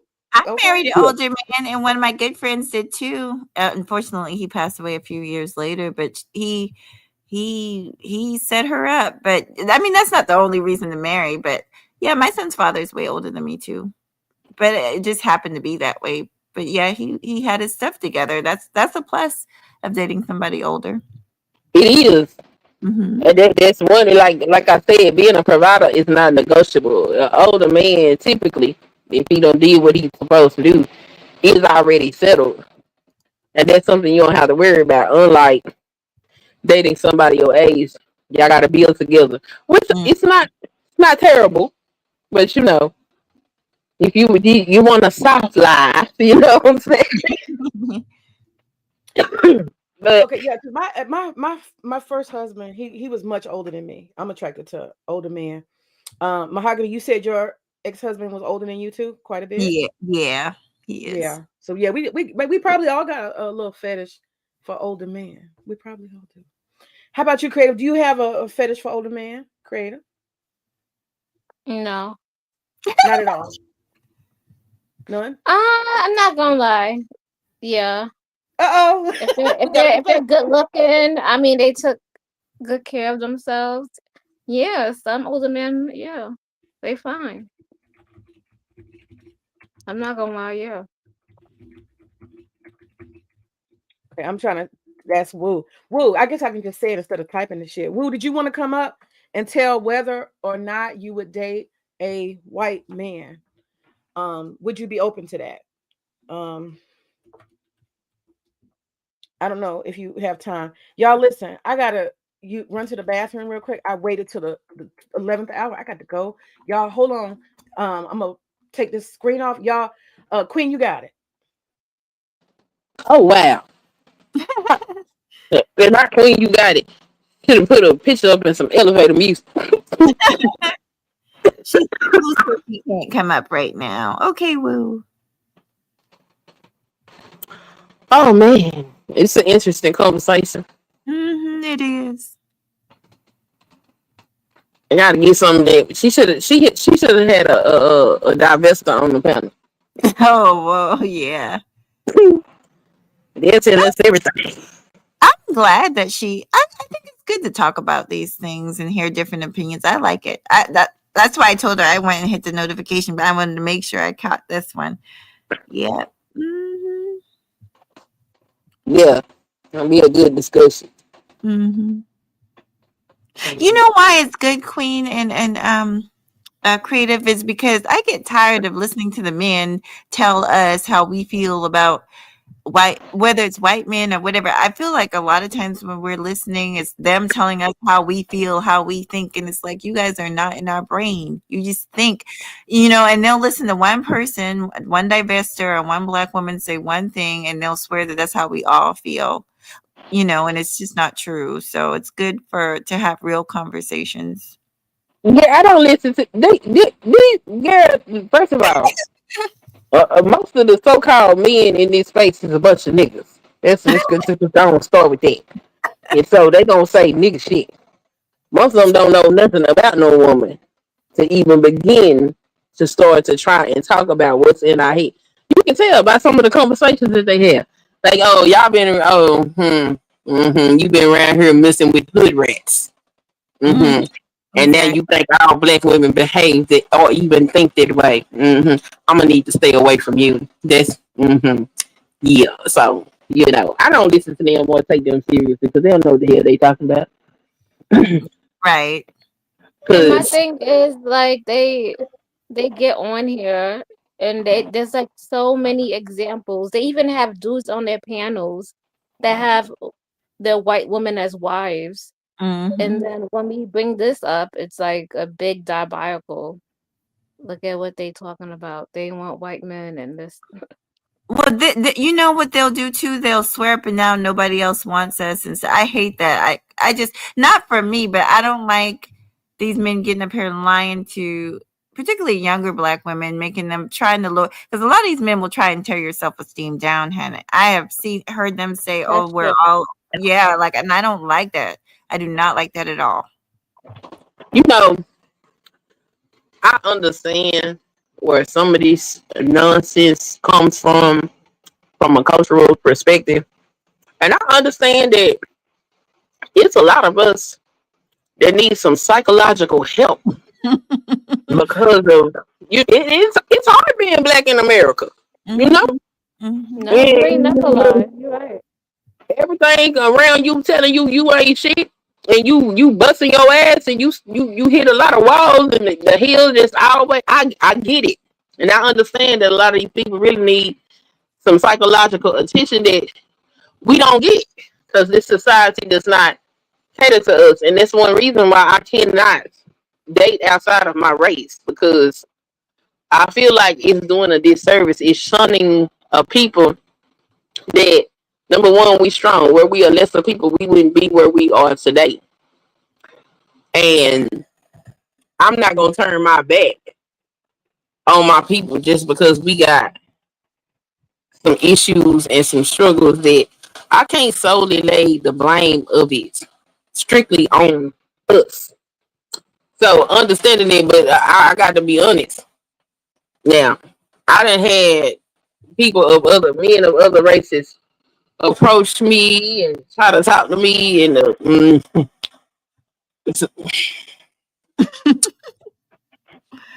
I have to say, some of these men do a lot better job at the arts of wooing than some of my brothers. Yeah, they're different about it. They'll like this one dude, he used to come to my job and he had his own pizzeria. He was Italian and he would come in there and flirt with me all the time, but this was before I met my boyfriend, but I wouldn't pay him no attention.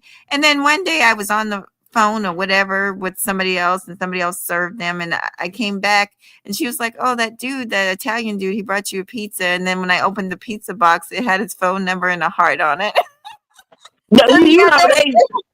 That is sweet.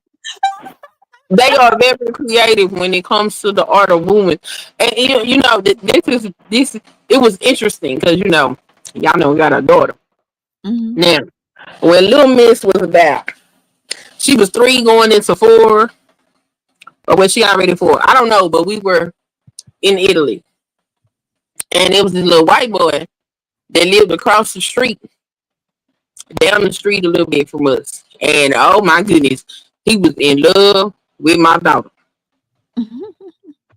And he would tell his mom that he wanted to have dinner with Mahogany. And so his mom, when she finished making dinner, she would make a bowl for him and a bowl for Mahogany.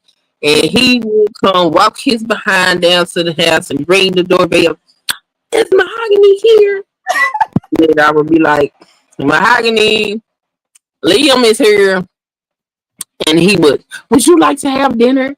And then Oh, they would go outside and they would have their little dinner. And then one day he came and he had a ring pop. And he gave her this ring pop. And I was like, wait a minute, what's going on here? And then the ring pop graduated to one of them little rings, they get out the little candy machine or whatever. uh-huh. And he started bringing her rings to wear. And if he came to play with her and she didn't have the ring on, he would ask her where the ring was. Of course, she'll be like, I don't know, and go on about her business. The next day, he would come back with another one and give it back to her. And I was like, this is very different from when I was a little girl. Because when I was a little girl, when the little black boy like you, he want to pull your hair. He want to look up under your skirt. He want to do shit to annoy you. And I was like, this is the difference between Push you down, make you cry. yes, all of this. Oh, wait a minute. Hold up. I got to interject here. So you ladies, can y'all say y'all have a consensus that little black boys roughhouse and pick at girls in aggressive ways? Yes. And I think Mahogany? Go ahead, Queen. I don't know about that. I don't like that conversation because we growing up, girls, accept bad treatment from men. But I'm asking you, do y'all see that? Have y'all seen that happen? I think it needs to change because when I was growing up, Queen said yes. Mahogany, have you seen that experience? I think all little boys, I'm gonna be honest, because I work in pediatric. I've seen little white boys get rough too. I think they do it too when they do too, but maybe their father will jump on them and they'll stop. It's just Creative, maybe how they about don't you? know Have any you seen that? better. Yeah. Creative, have you seen that? Yes. All boys or particularly black boys? I think it's probably all boys, but maybe, It's all but boys. I, Yeah. That's what I'm well, thinking. Yeah, all boys. what was Queen thinking? Were you thinking it was all boys, or just you think it's just our boys? Or no, I think it's culturally black boys because I remember when they would pull our hair and do stuff to us, and we go tell it. They say, "Oh, he just like you." Instead of getting his little naughty Yeah, I head don't ass like over that. there That's and bad telling right there. instead of getting his little naughty head ass over there and telling him that's not how you treat a young lady if you are smitten with her.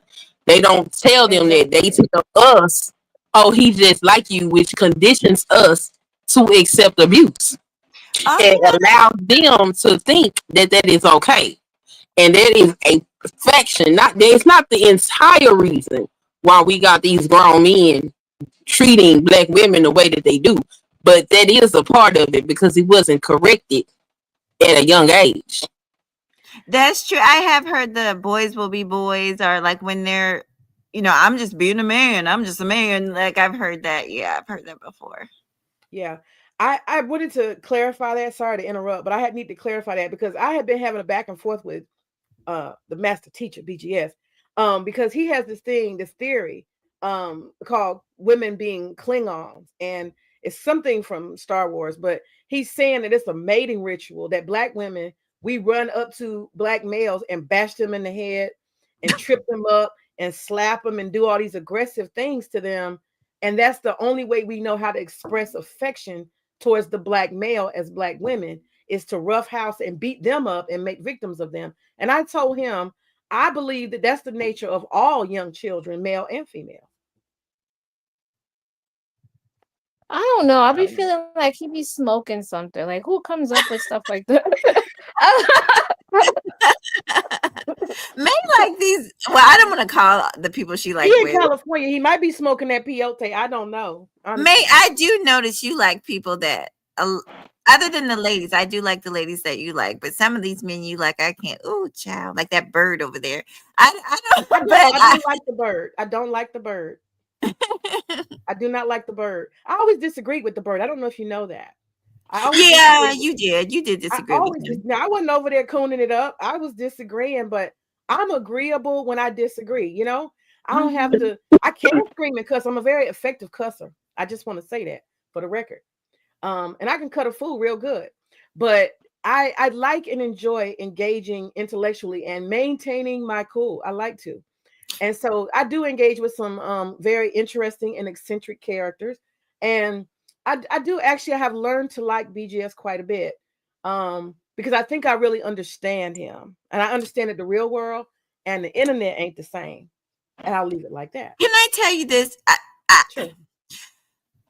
see, when I came over years ago, he was still kind of saying a lot of stuff that I just didn't. I feel like he's changed over the years, maybe a little. I don't listen to him, but I think it put such a bad taste in my mouth, some of the things he said in the past, that it's hard for me to forget it and hard for me to listen and see what else, because people do change over the years.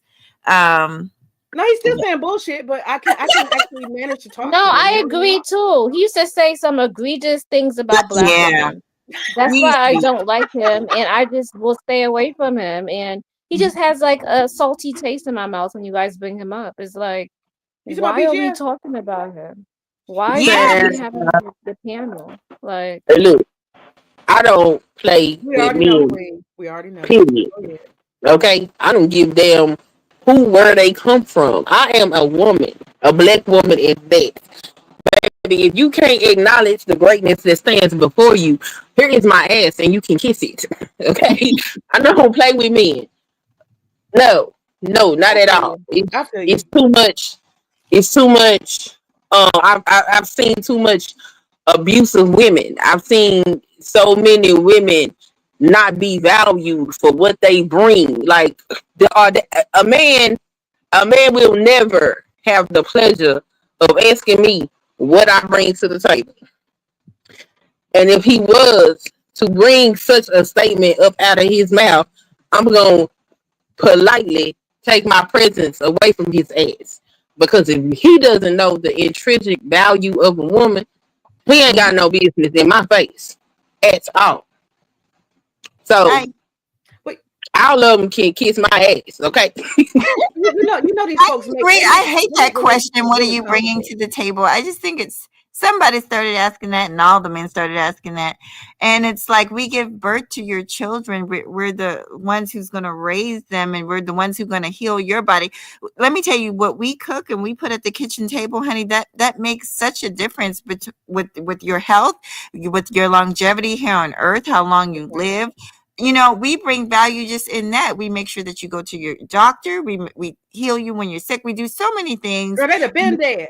They'd have been dead if it was us. Yeah. So anyway, I'm Girl, sorry. they dead as hell. It's the That's truth. why I don't play with them. Cause baby, look here. If you don't know what a black woman gives to your life now, if you want to go out here and deal with a fool, that's on you. I'm talking about a woman. If you Mhm. don't know what a black woman brings to your life, sir, hey, I feel sorry for you. I hope you Amen. find it out one day, but I'm not gonna be the one to teach you. Amen.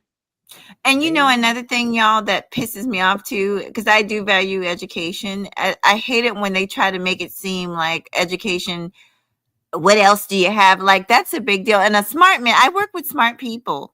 Smart men want their wives to be educated. My ex-husband wanted me to be educated. He said, I don't want you, how you going to teach my kids anything and you don't have no sense? And I went back to school because I had quit school when I met him, and I went back to school. He encouraged me to go back to school. So a smart man values his wife having an education. So I hate it when they say that that doesn't matter. 100%. I agree with Yeah. you on that. I think there's insecurities, and that's what I'm saying. That's why I made the comment. There's real life and there's the internet stuff. And a lot of Mhm. the people who come on the internet, they come on the internet, and I don't necessarily mean BGS. I'm talking about all these different people come on the internet with their issues, and they find what I call their coping rooms. You know what I'm saying? Mhm. That could be I'm gonna be a white supremacist because I didn't have no friends in middle school. You know what I'm saying? Mhm. People find coping rooms on the internet, and they want to cope in things where they fail. They want to cope where they fail, and so I make room for that. That's a human condition. And there's lots of different places where people cope. But I tend to like eccentric people and people who think outside of the box.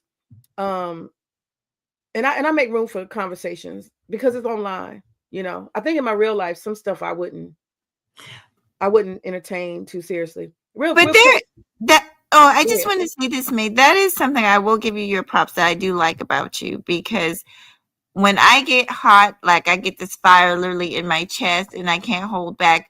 And like you remain calm. Like when I was over there with the bird and that girl Toya jumped up there, I was actually so relieved when you came up on that panel, because I was losing it. I was losing it, and I was gonna lose it even more. Hold on, But did you go off on Toya? Oh yeah, plenty of times. Oh, yeah, I don't good like girl. her. I was on a No panel one, with her, no one and likes we her. was going. Yeah, I really, for real, I was on a panel with her, and we was talking about child support, right? Mhm.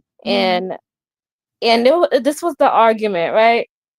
So I said that I would just date another man and marry another man, and he could be the father figure for my son. It's better Mhm. than him not having any.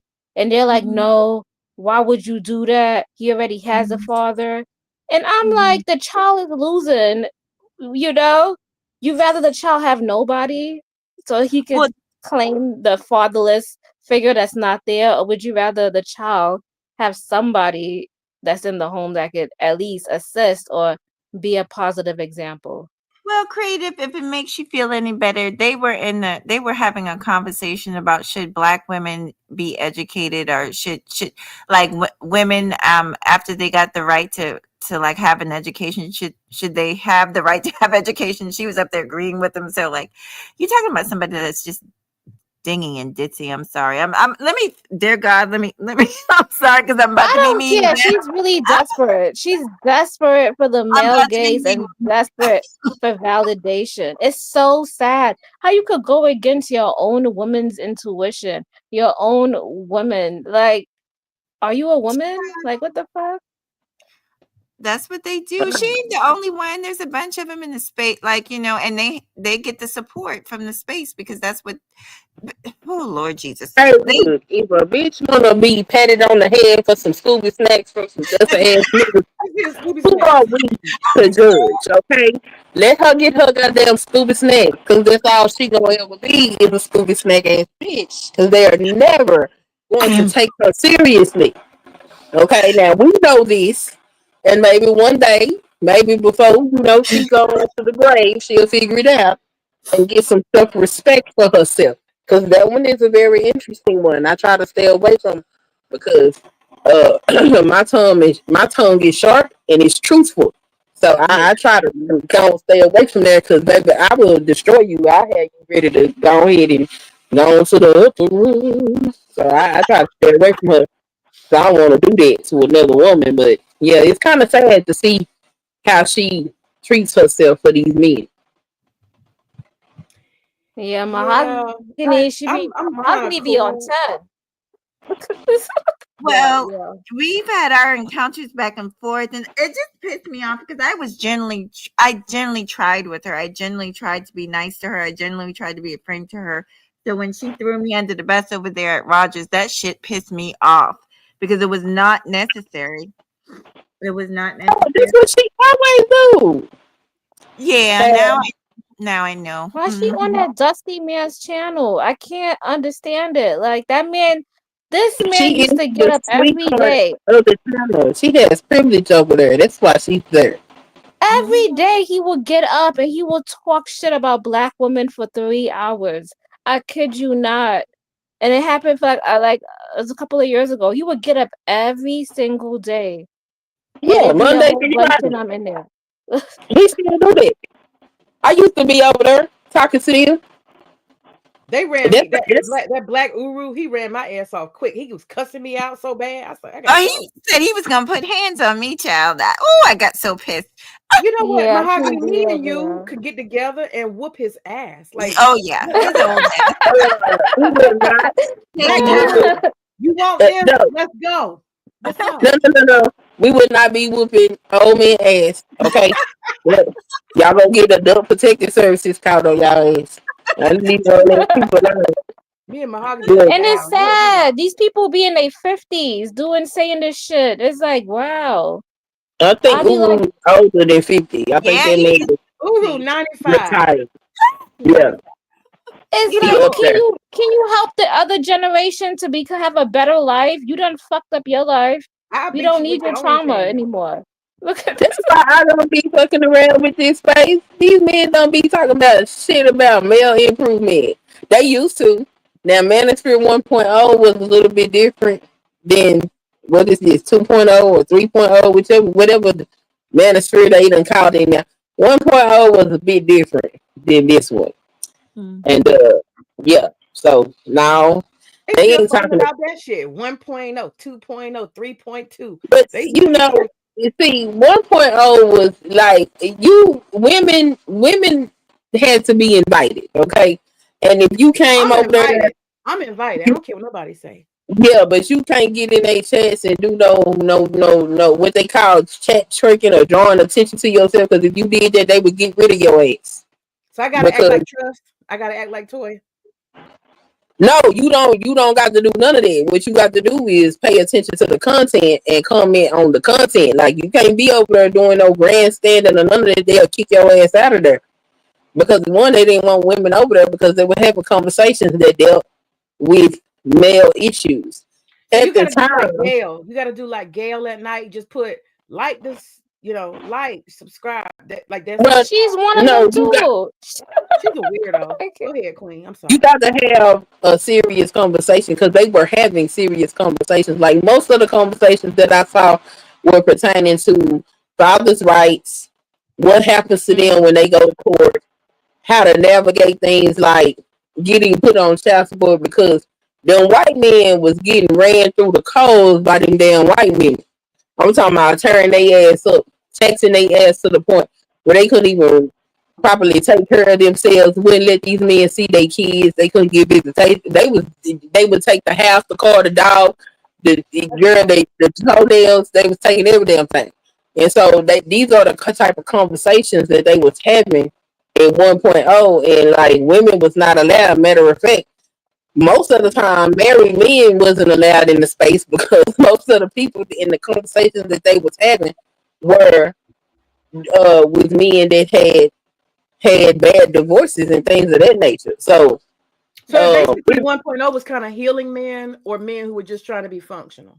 it was giving men information so they wouldn't be fucked over because they was getting fucked over. And so 2.0 will answer the clown of fucking Obsidian, O'Shea, and motherfucking Angry Man. And here you go with the bullshit. Mm-hmm. Y'all, let's take the last couple of minutes to go around final thoughts. We didn't talk about white men. What are y'all final thoughts? Only for me will a black man do. An American black man. I don't want nothing else outside of it. You know, that don't mean that other men are not attractive and that they don't have value. It's just not a preference for me. Excellent. Mahogany, what are your final thoughts? It could be about anything, but well, I had a great conversation. This was really nice. I enjoy when you do the ladies shows. I always watch them, even if I come back and watch him. Yeah, I just appreciate this genuine conversation from us, letting men hear how we actually feel instead of them telling us how we feel and how we think and who we attracted to. And so this was nice. That's all I have to say. Thank you. I'll say up though.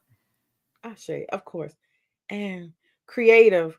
And if y'all have any thoughts about each other's thoughts or comments or what y'all appreciate, feel free. Creative. I was gonna say, I feel like at the end of the day, whoever you like bring home is your business, you know? You gotta live with them, you gotta sleep with them, you have to interact with them, you know? So I feel like that's your personal choice. It doesn't matter what other people feel, what other people say. And as you get older, you tend to not care what other people think more. You tend to find your inner voice. And, at the end of the day, you have to find your happiness. You're not here to Absolutely. please other people. And yeah, that's all I got to say on that. Absolutely. Absolutely. And I should just tell y'all that, I appreciate all of y'all. Mahogany, I love your spice. Queen, I love the fire. And I love the mango that you are, Creative Solutions. So sweet. And you have such a good vibe too. You just like bring a peacefulness and an authenticity. So I appreciate you ladies. Woo, she was not able to come up, but she did say, let me read what she said. She said no, she would not date a white man seriously, maybe for fun and an experience. Um, and it's something that she would like to check off, but she only wants a black man. And she put a little eggplant beside that, so I'm not sure. You know what that If that's means. I You do, don't I even do. gotta disclose anything else. We already know. She want the Um, business. okay. Um, um, so yeah, my thoughts are this. The reason why this conversation kicked off initially with BGS, I was kind of confessing a little bit. I was embarrassed. I have this very short live that I was doing. Sometimes I stream driving, and I'll just stream the road, and my daughter would be in the car, and I'll just be, just talking or whatever. I just stream when I can. And my daughter, she has been saying, um, it's like Luna and Lyle. And I was like noticing this pattern now. And this is little white boy in her class. And the same thing that Queen was talking about, the relationship with this little white boy, as children. Mhm. And it just seems like they're a couple. They're behaving that way. And it started throwing me off. And every day, that's the highlight of her day, to tell me about what her and Lyle have been doing at school. And I just was kind of like, I was side eyeing, like, and I happened to be streaming, and I got very embarrassed because I told her that he's not a brother. And I was jokingly trying to push her a certain way. And my daughter is a child, and she's authentic. And she said, no, he is a brother. She's looking at him like he's a friend. Mhm. And I told her, I said, don't you want to be around black men? Don't you have some black folks or somebody more than him? And she was kind of like, she just wasn't really hearing it. And I made the joke, I bought you all them black male Barbie dolls for your dolls. Are you not connecting it? And she's basically like, I had my drink is hitting me right now. Excuse me for fumbling. And she basically was like, nah, Lyle's a brother, even though he's blonde hair and blue eye. And I said, don't you want somebody that looks like your daddy? Maybe I was going a little step further. And she shouted out, no, no. And I lost it. I was like, cut this goddamn camera off, Can I ask you a question? Yeah. I know y'all probably tired of me since I work with kids. Like today, I saw a million kids today. I'm so sick of kids. I love kids, but I'm so sick of them in my head. But I watch them intensely. So how old is your daughter again? She's pretty young though. She's Isn't only she? 9. It's nothing of a big deal, but it starts like that. Like But what look, Queen was the reason expressing. I Hmm? want to mention it because, like I was telling you, when I was growing up, I grew up around a bunch of white kids, and they just don't get it yet. You know what I mean? She's still so young that it hasn't give her, that's what I think it is. I think she just not, you know what I mean? So there'll come a time. Okay, let me tell you when I first realized that I was different. So in that neighborhood I was in, like I said, there weren't too many blacks. And so I had this one friend the whole summer long, me and this girl, um, was playing together. We were best friends. She was always at my house eating at our table. She loved my mom's cooking, and I was always at her house. We would listen to records and dance, and her mom was really nice, and she would paint our nails for us, and we would just have a great time. But when shit got real, when we got into about when that summer was over and it was our first year, we were 14 and we were going to high school, and all of a sudden she stopped sitting with me on the bus. we would, she started sitting with the other little white girls and Girl, it started happened to me giving me, too. yeah, That's the so, wake up call. That's the Negro wake up call. yeah, I so, mean, when you go and try to scoot in next to them, they be like, "No, don't sit here." yeah, girl, she, all of a sudden, she was too good to hang out with, I guess, little That's black the ass Negro wake mahogany up honey. call. Mm-hmm. Until one day those girls put her in her place because basically she didn't, she wasn't, I guess to them, as pretty as they were. And I was like, don't come back here sitting next to me. The seat is taken, honey. But what I'm saying is just life has a way of teaching us all kinds of lessons when the time is right. Do you know what I mean? Indeed. Yeah. Indeed. Mhm. That's true. So this is kind of how the I appreciate what you guys are saying. Y'all all shared, and I'm glad Queen shared that because I thought I was fucking weird. But her children are close in proximity to whiteness. So it's only Mhm. natural that kids will be kind to each other. It's only Mhm. natural. And it's true. AB in the comments, even though he's not necessarily a parent, he did say, let a kid be a kid. And so I'm sure, Queen, you let your kid be a kid, right? Yeah, I was like, she at the time, like she 3 years old. They get along, but she'll know where she come from. Unfortunately, but I ain't gonna say unfortunately. They do live in somewhat of a different world than I did, and so I do have to face the reality that it is a possibility that they very well might walk up in here with something that ain't black, and that is something that I try to digest daily. Mm-hmm. So if that was to come, I don't react in a negative way that puts a strain on our relationship. I have to understand that their world is different from the one that I came from. There is a lot more interracial acceptance. It's a lot more interracial programming and things of that nature. And so, knowing that stuff, I got to come to terms with it is a possibility I might have some Biracial, multiracial. some multiracial grandbabies, which is gonna fuck me up. But I'm a, but that's my shit that I gotta work through. That's not Right. theirs. They have a right to live their life however the hell they want to live it. We all do. We all Right. And their experience is not my experience, That's true. Um, That's true. And you can't necessarily, the South has been good at transferring racial animosity to multiple generations, but it's getting difficult. And that's, thank God, right? It's getting more difficult for Black people to transfer their anger and outrage from generation to generation. and White I people don't have really been have doing that. Black people have been any. doing that. But this next generation, X, Z, and A, they don't give a They don't fuck. I really mean, care. Creative is a millennial. They Yeah, don't give a fuck like we did. Huh? They don't really care, but Right. at the same time, COVID was very interesting for me, right? Because we had just come back from Italy, and we were back in Texas, and my next door neighbor was a interracial couple. Um, the wife, and it was an age gap between them.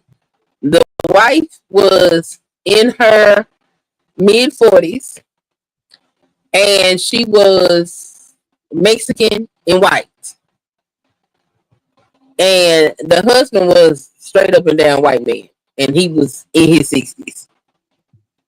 Um, they were raising their grandchild, and so they saw us move in. And when you come back to the States from being overseas, you don't have your house yet because it's still on the ship on the ocean. And so he had invited us over for dinner. Because my husband, when we got back here, had to leave and go to some class he had to do for like 3 months to rank up. And so he was like, I went to go get us something to eat. And the husband was sitting on the porch. He saw me come back, and he was like, you don't have to go spend no money to feed y'all. We'll feed y'all. And I was nervous as hell because you know white people and they cooking ain't always the best. Oh So man, gotta be careful. I went over there and I was like, "Well, what are you cooking?" And he said chicken and dumplings. Baby, I was nervous as hell. I was sweating bullets. Like, oh hell, what the hell? So we went. I put like 2 spoonfuls in the kids' plate, put a little bit in my plate, but I tasted it and it was excellent. Oh, I was like, oh shit. What? We can White definitely folks come are over good here. hot. What? I was like, yeah, all right, I can get jiggy with this. Okay. So for the whole time that my husband was gone, they fed us. Now keep in mind, this is a 60, I think he was 65 years old at the time. This 65-year-old white man. He grew up in the time when segregation was a thing. So And he took it from black folks.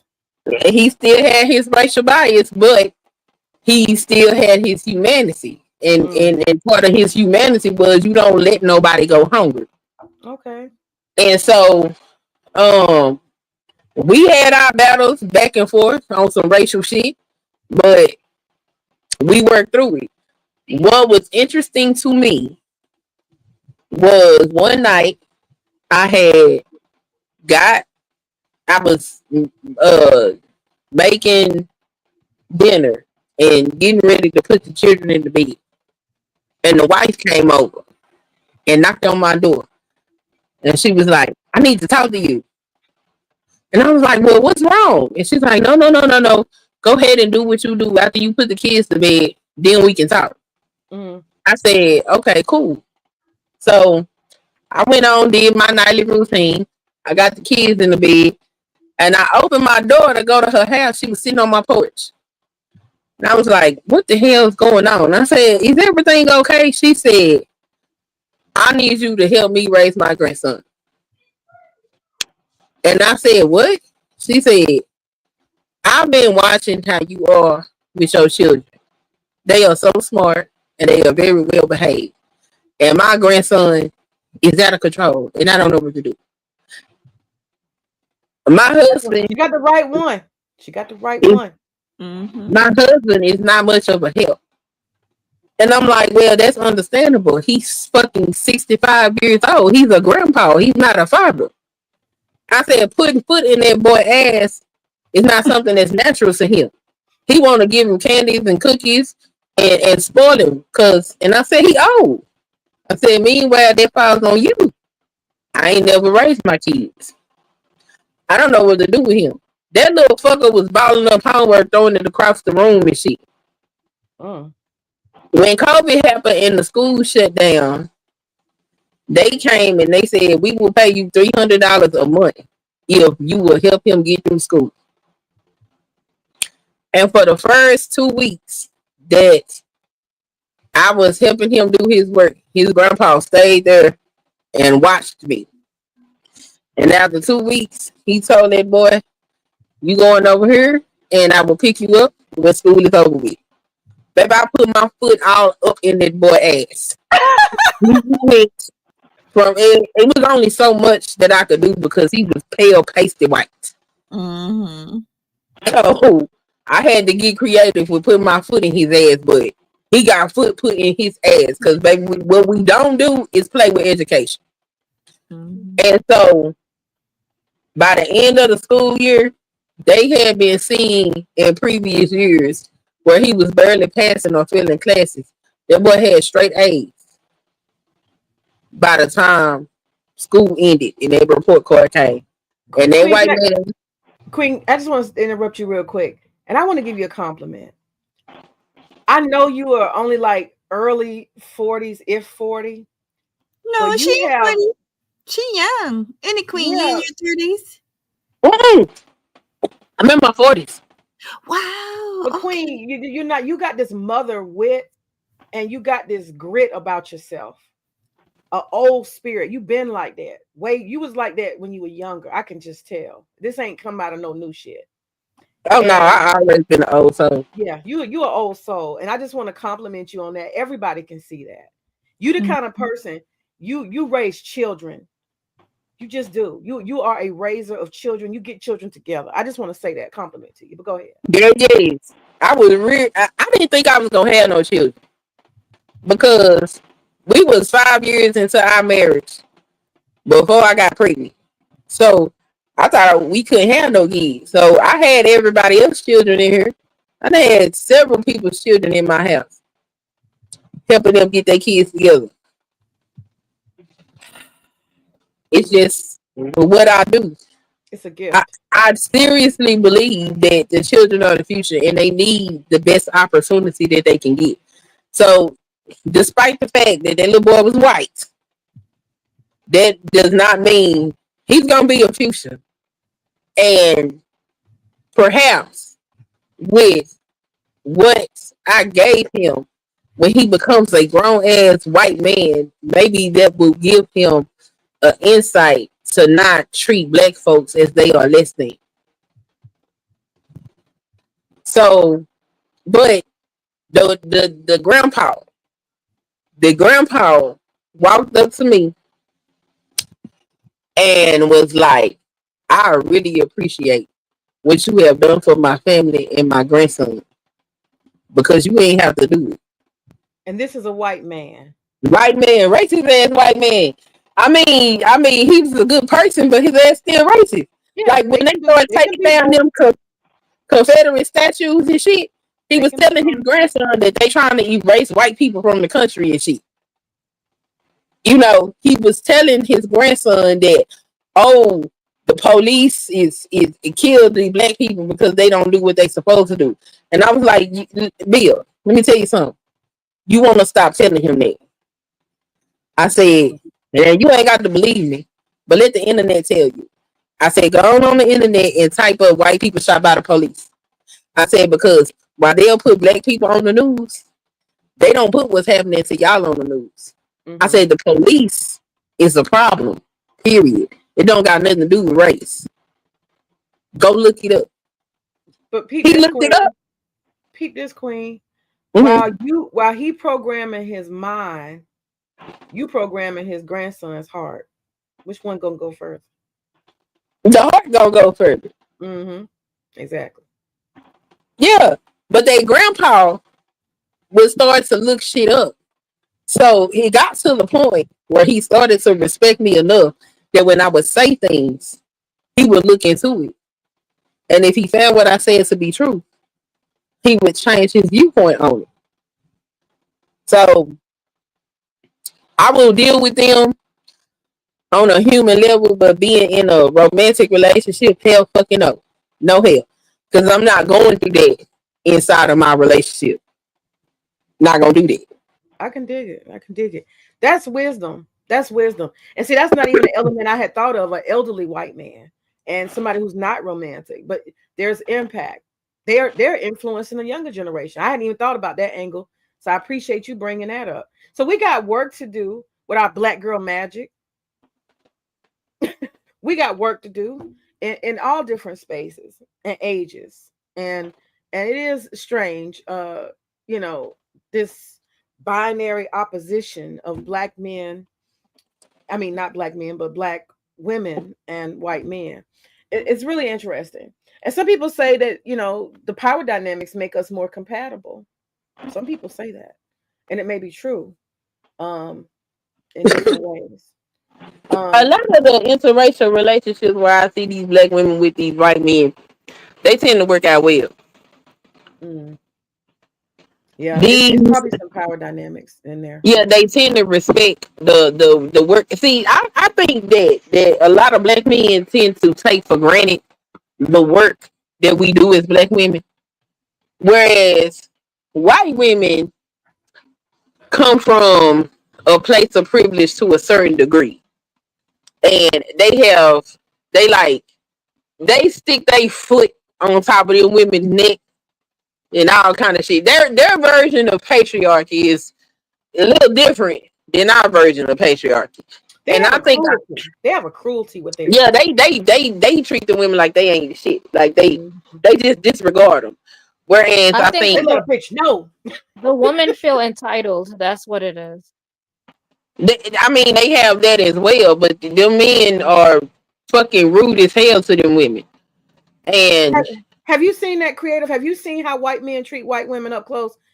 Like for real, for real. I'm not talking Oh about. my God. You already know what type of work I do. And it was one time because yeah, I already know where I live. But I live, it's only 6% black. And it was one time I was on Offer Up and I had bought a table off of Offer Up and it was from these white people in a really, really nice part of town. And I had bought their table and they was like, yeah, we'll deliver it for you for $100. And I was like, okay, because I ain't got nothing to deliver it with. So Uh-huh. they came and they deliver it. And he came with his wife and his wife was white and they like older couple, like 60 something, almost 70. Mm-hmm. So we out there and we struggling and he was just so disrespectful to his wife. Like I What was he told you to doing put to it her? like just backhanded compliments. Like and just looking at her like with disgrace and you could tell she felt some kind of way and she felt sad and like he used to put her down and Yeah, she they kind couldn't of say bully. They kind anything. of bully the women they're with. You know Yeah, what I she mean? couldn't do White anything women, they because bully them. he was the provider. He provided the nice 5 bedroom, beautiful house they had, nice and beautiful, great in California. 5 bedroom, a probably $1.2 million house. Yeah, yeah. Nice, They be fully dragging them. furnished They be house. dragging them. They be cruel and shit. They do stuff just because Yeah, they I felt can. so bad for her. I was like, shit, maybe it's a Oh, they good be thing I'm single. girl. They be going through it. They be dogging and, them white women out, honey. What you say, and Queen? see, I think that the dynamic is different with white men and black women simply because of the cultural difference. It's very few of us that's gonna take some bullshit from a man, let alone a No, the white man. fuck no. No, we not taking out that shit. The fuck. White men already know a sister gonna nut the whole fuck up. They already know that. And, They not gonna do it. and and then there is the respect of the work ethic that black women bring. You know what I'm saying? So they know they out here doing whatever they do to provide, and she is actually helping push whatever the hell he got going on, which is something that they don't particularly get from they women. Like the women are there to support, and that's about it. They're not pushing no envelope. And so I think that's where the respect factor comes in when I see those dynamics. But baby, look, I can't do it. I'm sorry. But you know, no, but you said there, Queen is true because when we get with black men, we try to push them because we see that they could do more, and we try to show them that yo, you could do more, you could do this, you can do that. So we push them, and some of them they don't like the fact that we push them. We're too involved in their business, yeah, and yeah. they just don't want that. So they like the white woman because she's not gonna do that. She's just gonna, And cook the food, do this, make the house look pretty. She's not so concerned with, But they his they beat affairs white with his wife. women's self esteem down so bad that they be That bullying too. them and stuff. They don't have the authority or the audacity to even believe in themselves because then white men be talking crazy to them. As soon as they even but I show a don't little even bit of, think it was that. You huh? got to also understand that we wasn't allowed to participate in society for a long period of time. And so a lot of that curtailing to white men that white women do is because they will cut their ass off from them finances and they ain't trying to deal with it. Okay? It ain't too many white women that's gonna go out here and get it out the mud. And if you listen to white women talk, they'll tell you that, oh, we enjoy the outspokenness of black women and all of this shit. But it's a price to come with that. Okay, you gonna have to be able to get out here and stand on your own 2 feet and make it happen. And that's just something that is culturally, it just is what it is for us. Whereas they most of the time ain't never been in that type of position, and they don't want to deal with it. They want to make sure they get their inheritance. They want to make sure they keep getting their little allowance and all of that type of shit. You know, and so it's just different. But if they would learn to stand up on their own 2 feet, they might find that they'll get a different level of respect from these men. The white women. But yeah, the I white have women. you have an example at my office, right? So in my office, we're in sales, and I have like one of the managers. He's white or whatnot, and he would say slick comments to like some of the white women that work there, and they're like older, like 50s and 60s or whatnot, and he would say slick comments to them or say something egregious, but he would never say some shit like that to me because They already know. they already know what. White boy know. He know what the fuck gonna happen. Right? He already know. You gonna start roasting, talking shit. He might get cussed out and embarrassed. He don't want no parts of it. And then I was gonna say a lot of these white women, they're like spoiled. They take their money and they go and they get nose jobs, they get their body done. I didn't know you could do so many things to your body that these white women be doing. And I've But you know what? I always say there's a cost to everything. And at some point, you know, the devil is gonna come collect the bill. So, you know, you playing that humble out, damsel in distress, and whatever Bobby says, I just go with it. You know what I mean? That shit, it's gonna have to manifest in some kind of way. You got to pay the piper. So I think that may be, Queen, and y'all, that may be why Black women and white men seem to have the dynamic duo. Because somehow they don't really have to play the piper. They can be who they are authentically, and nobody's got to sell their soul to do it. I don't know if that makes sense. I don't know. I don't think anybody has to sell their soul now. There's so many opportunities out here Them white women today. selling their soul, honey. They are, but there's no reason to, you know. That's why all Right. these men with the money, they still can't find wives because women who already have money and are established, the money don't even impress them. You Absolutely. got to become a better person because I'm gonna read Woo's comment. She said, "But white women are not pushover. Um, white women are not pushover, though they just have a different way of establishing dominance. Remember, they raised these white men. That's a good point. They create these men. They So are they do, of these men. but those men dominate their ass. Most of them white women don't learn how to assert their dominance until they well into their late 40s, 50s, before they learn how to manage their man in a way where he ain't shitting all over her. If they ever learn it. Because culturally speaking, they are taught to dominate and be assholes. Hmm. And the thing is, now, one thing you said when they make it to their 40s and 50s, you said that, Queen, right? Yeah. One of the things I have seen is that white men toss white women out, aside, and away in Yep. their 40s and 50s. I've noticed that trend. She's past her They do. yeah. and get She's not somebody young and younger. youthful. She's not. He's already got his children. They're already in college. This is the prime time to, what's the word? Dispose of. And a lot of Yep. them, Get rid of her ass. huh? Get some younger. Buy some prostitutes. Whatever the hell it is they choose to do. Hold Yeah, on, they do. I had a client who's 73. I went to go service him to change his beneficiaries for his life insurance. And his wife is 49 years old. Oh wow. Mm-hmm. Right? Wow. 73, 49. Mm-hmm. She And got oh that my, old cock fetish. I know. 24 And she, 4 years. Yeah. Mm-hmm. yeah, she was sitting there complaining, like, oh my God. And she was complaining about the situation. I'm telling the girl, like, girl, you got it good. He paying all the bills.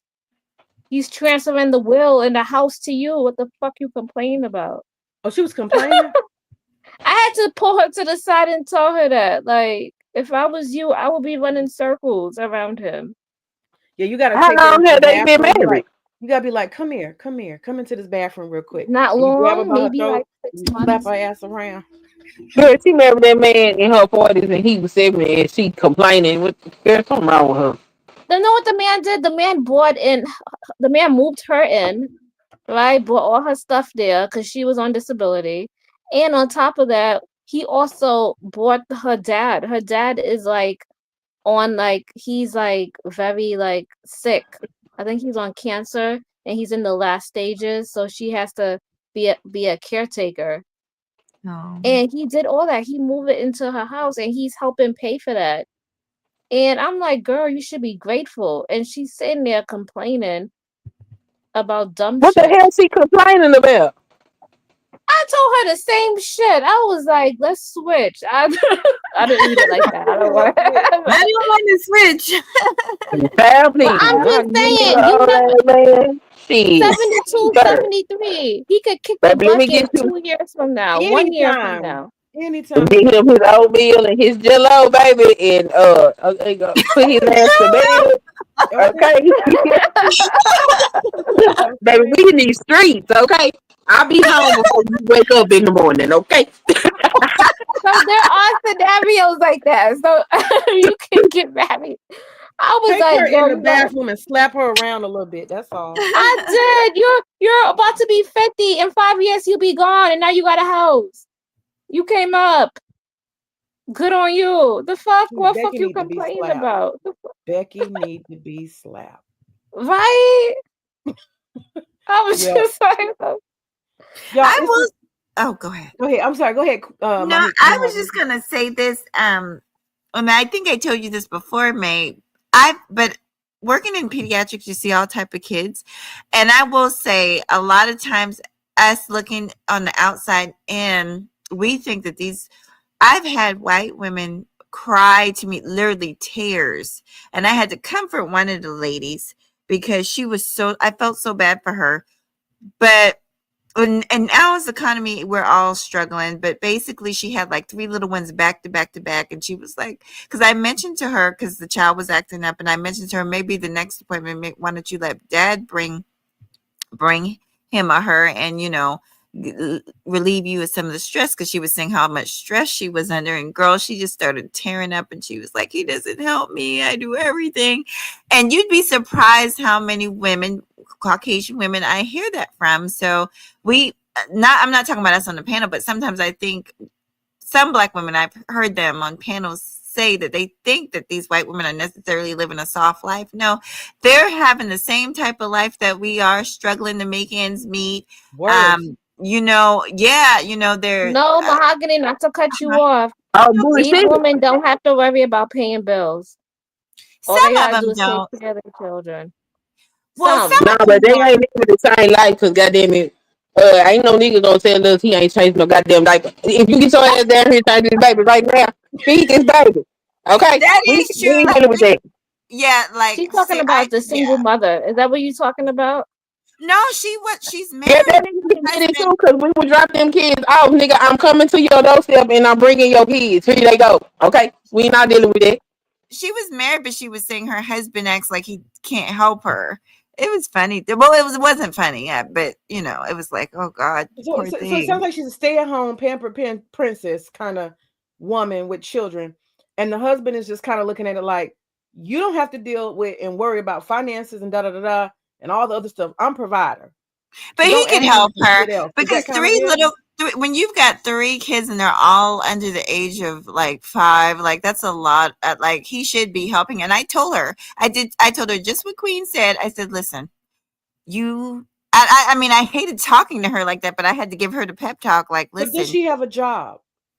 no, I think she was After stay at the home. first kid, if he wasn't helping, why have another one? And then why have another one? Some of these women pop them out. I don't, that's their marriage. I guess what they decide, because they're married. We're not talking about just dating people, but she was overwhelmed. And I was telling her, listen, you're going to have to put your foot down with your husband and make him help you with these kids. You didn't create these kids by yourself. I felt like I was giving her the sister pep talk. I was definitely giving her a pep talk. Like, I mean, because they don't be having no backbone like that. Okay, y'all remember The Color Purple? Sophia said, Harpo coming off that roof, I need you to hold this baby. Goddamn, you saw that down here. Okay? Yeah, You not girl, putting, you You're right. got Yeah, them. she did. You're right. I don't care how much of a provider you are.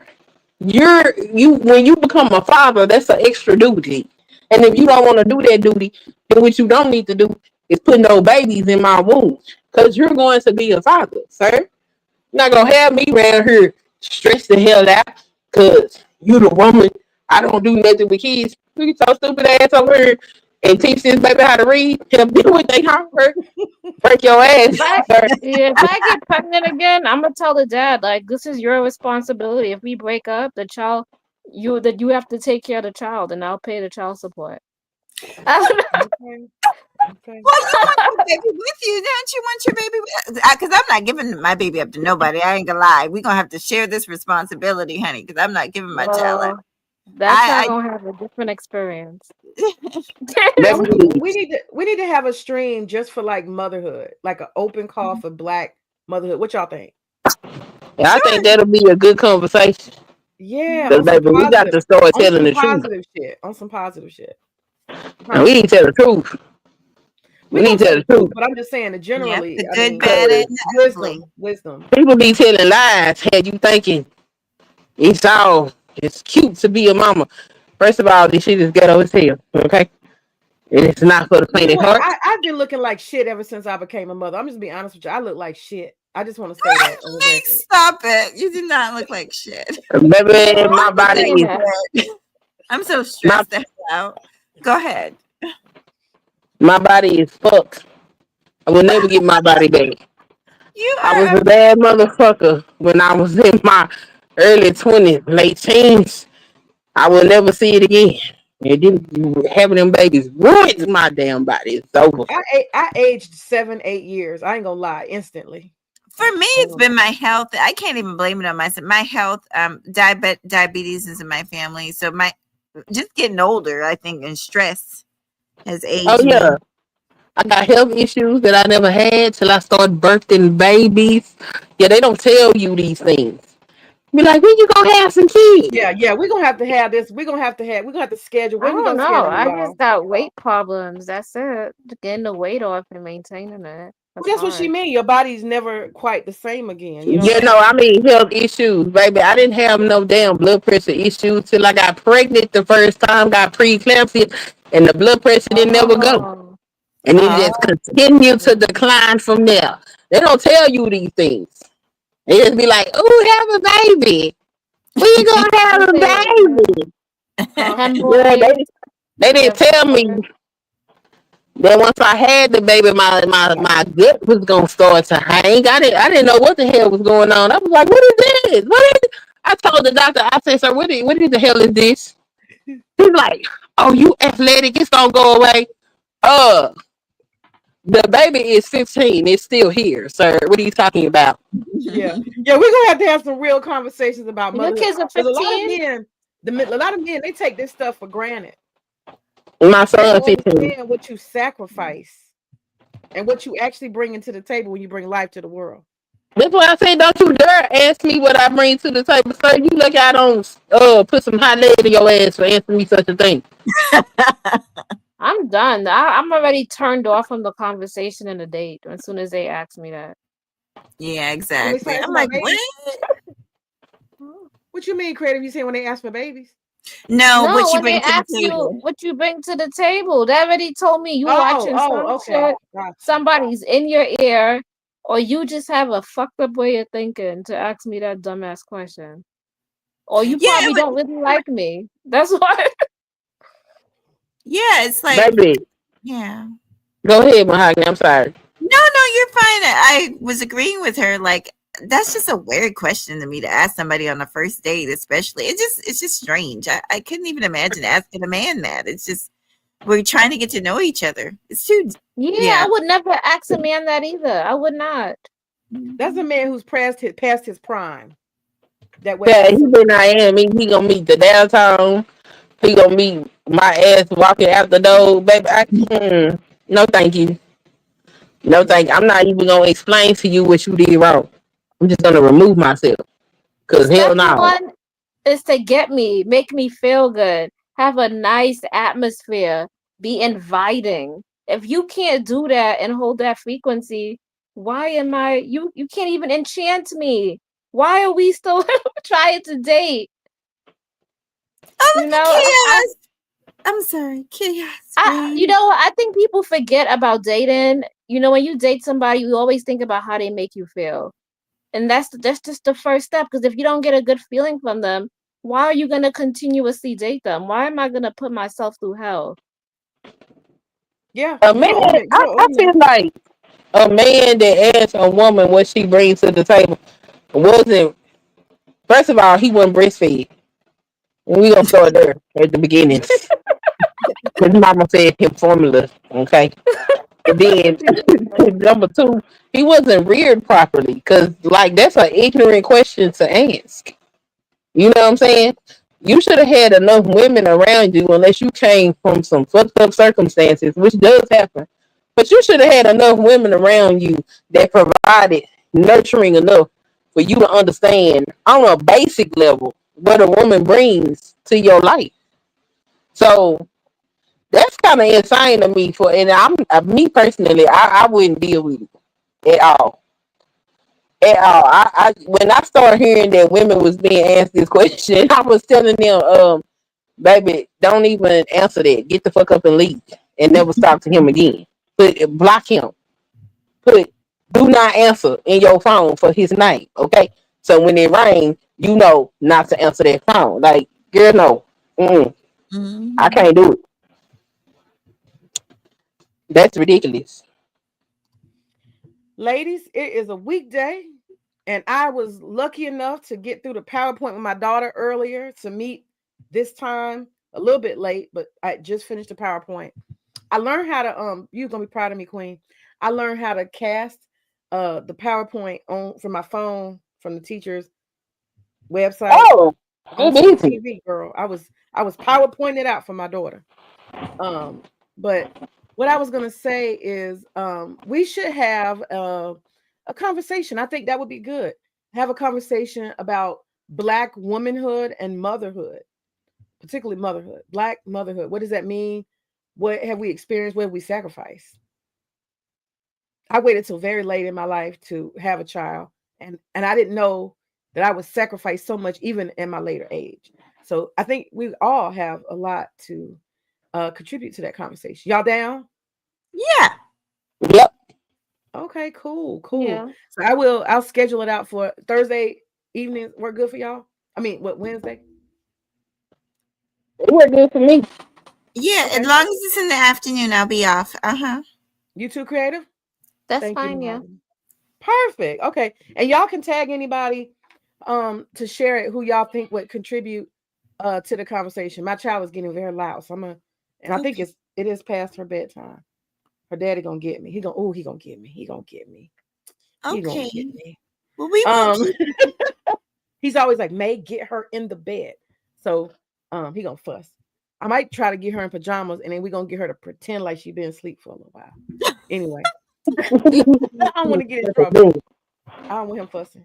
Um, what was I gonna say? I want to say I appreciate y'all. Queen, I love your energy. Mahogany, I love your energy. Creative Solutions, love your energy. Woo, I appreciate you. Love your energy. And thank you all for what you contributed to the conversation. And I look forward to it. Let's do it again. All right. Bye bye, y'all. Good All night, right, on the y'all. way.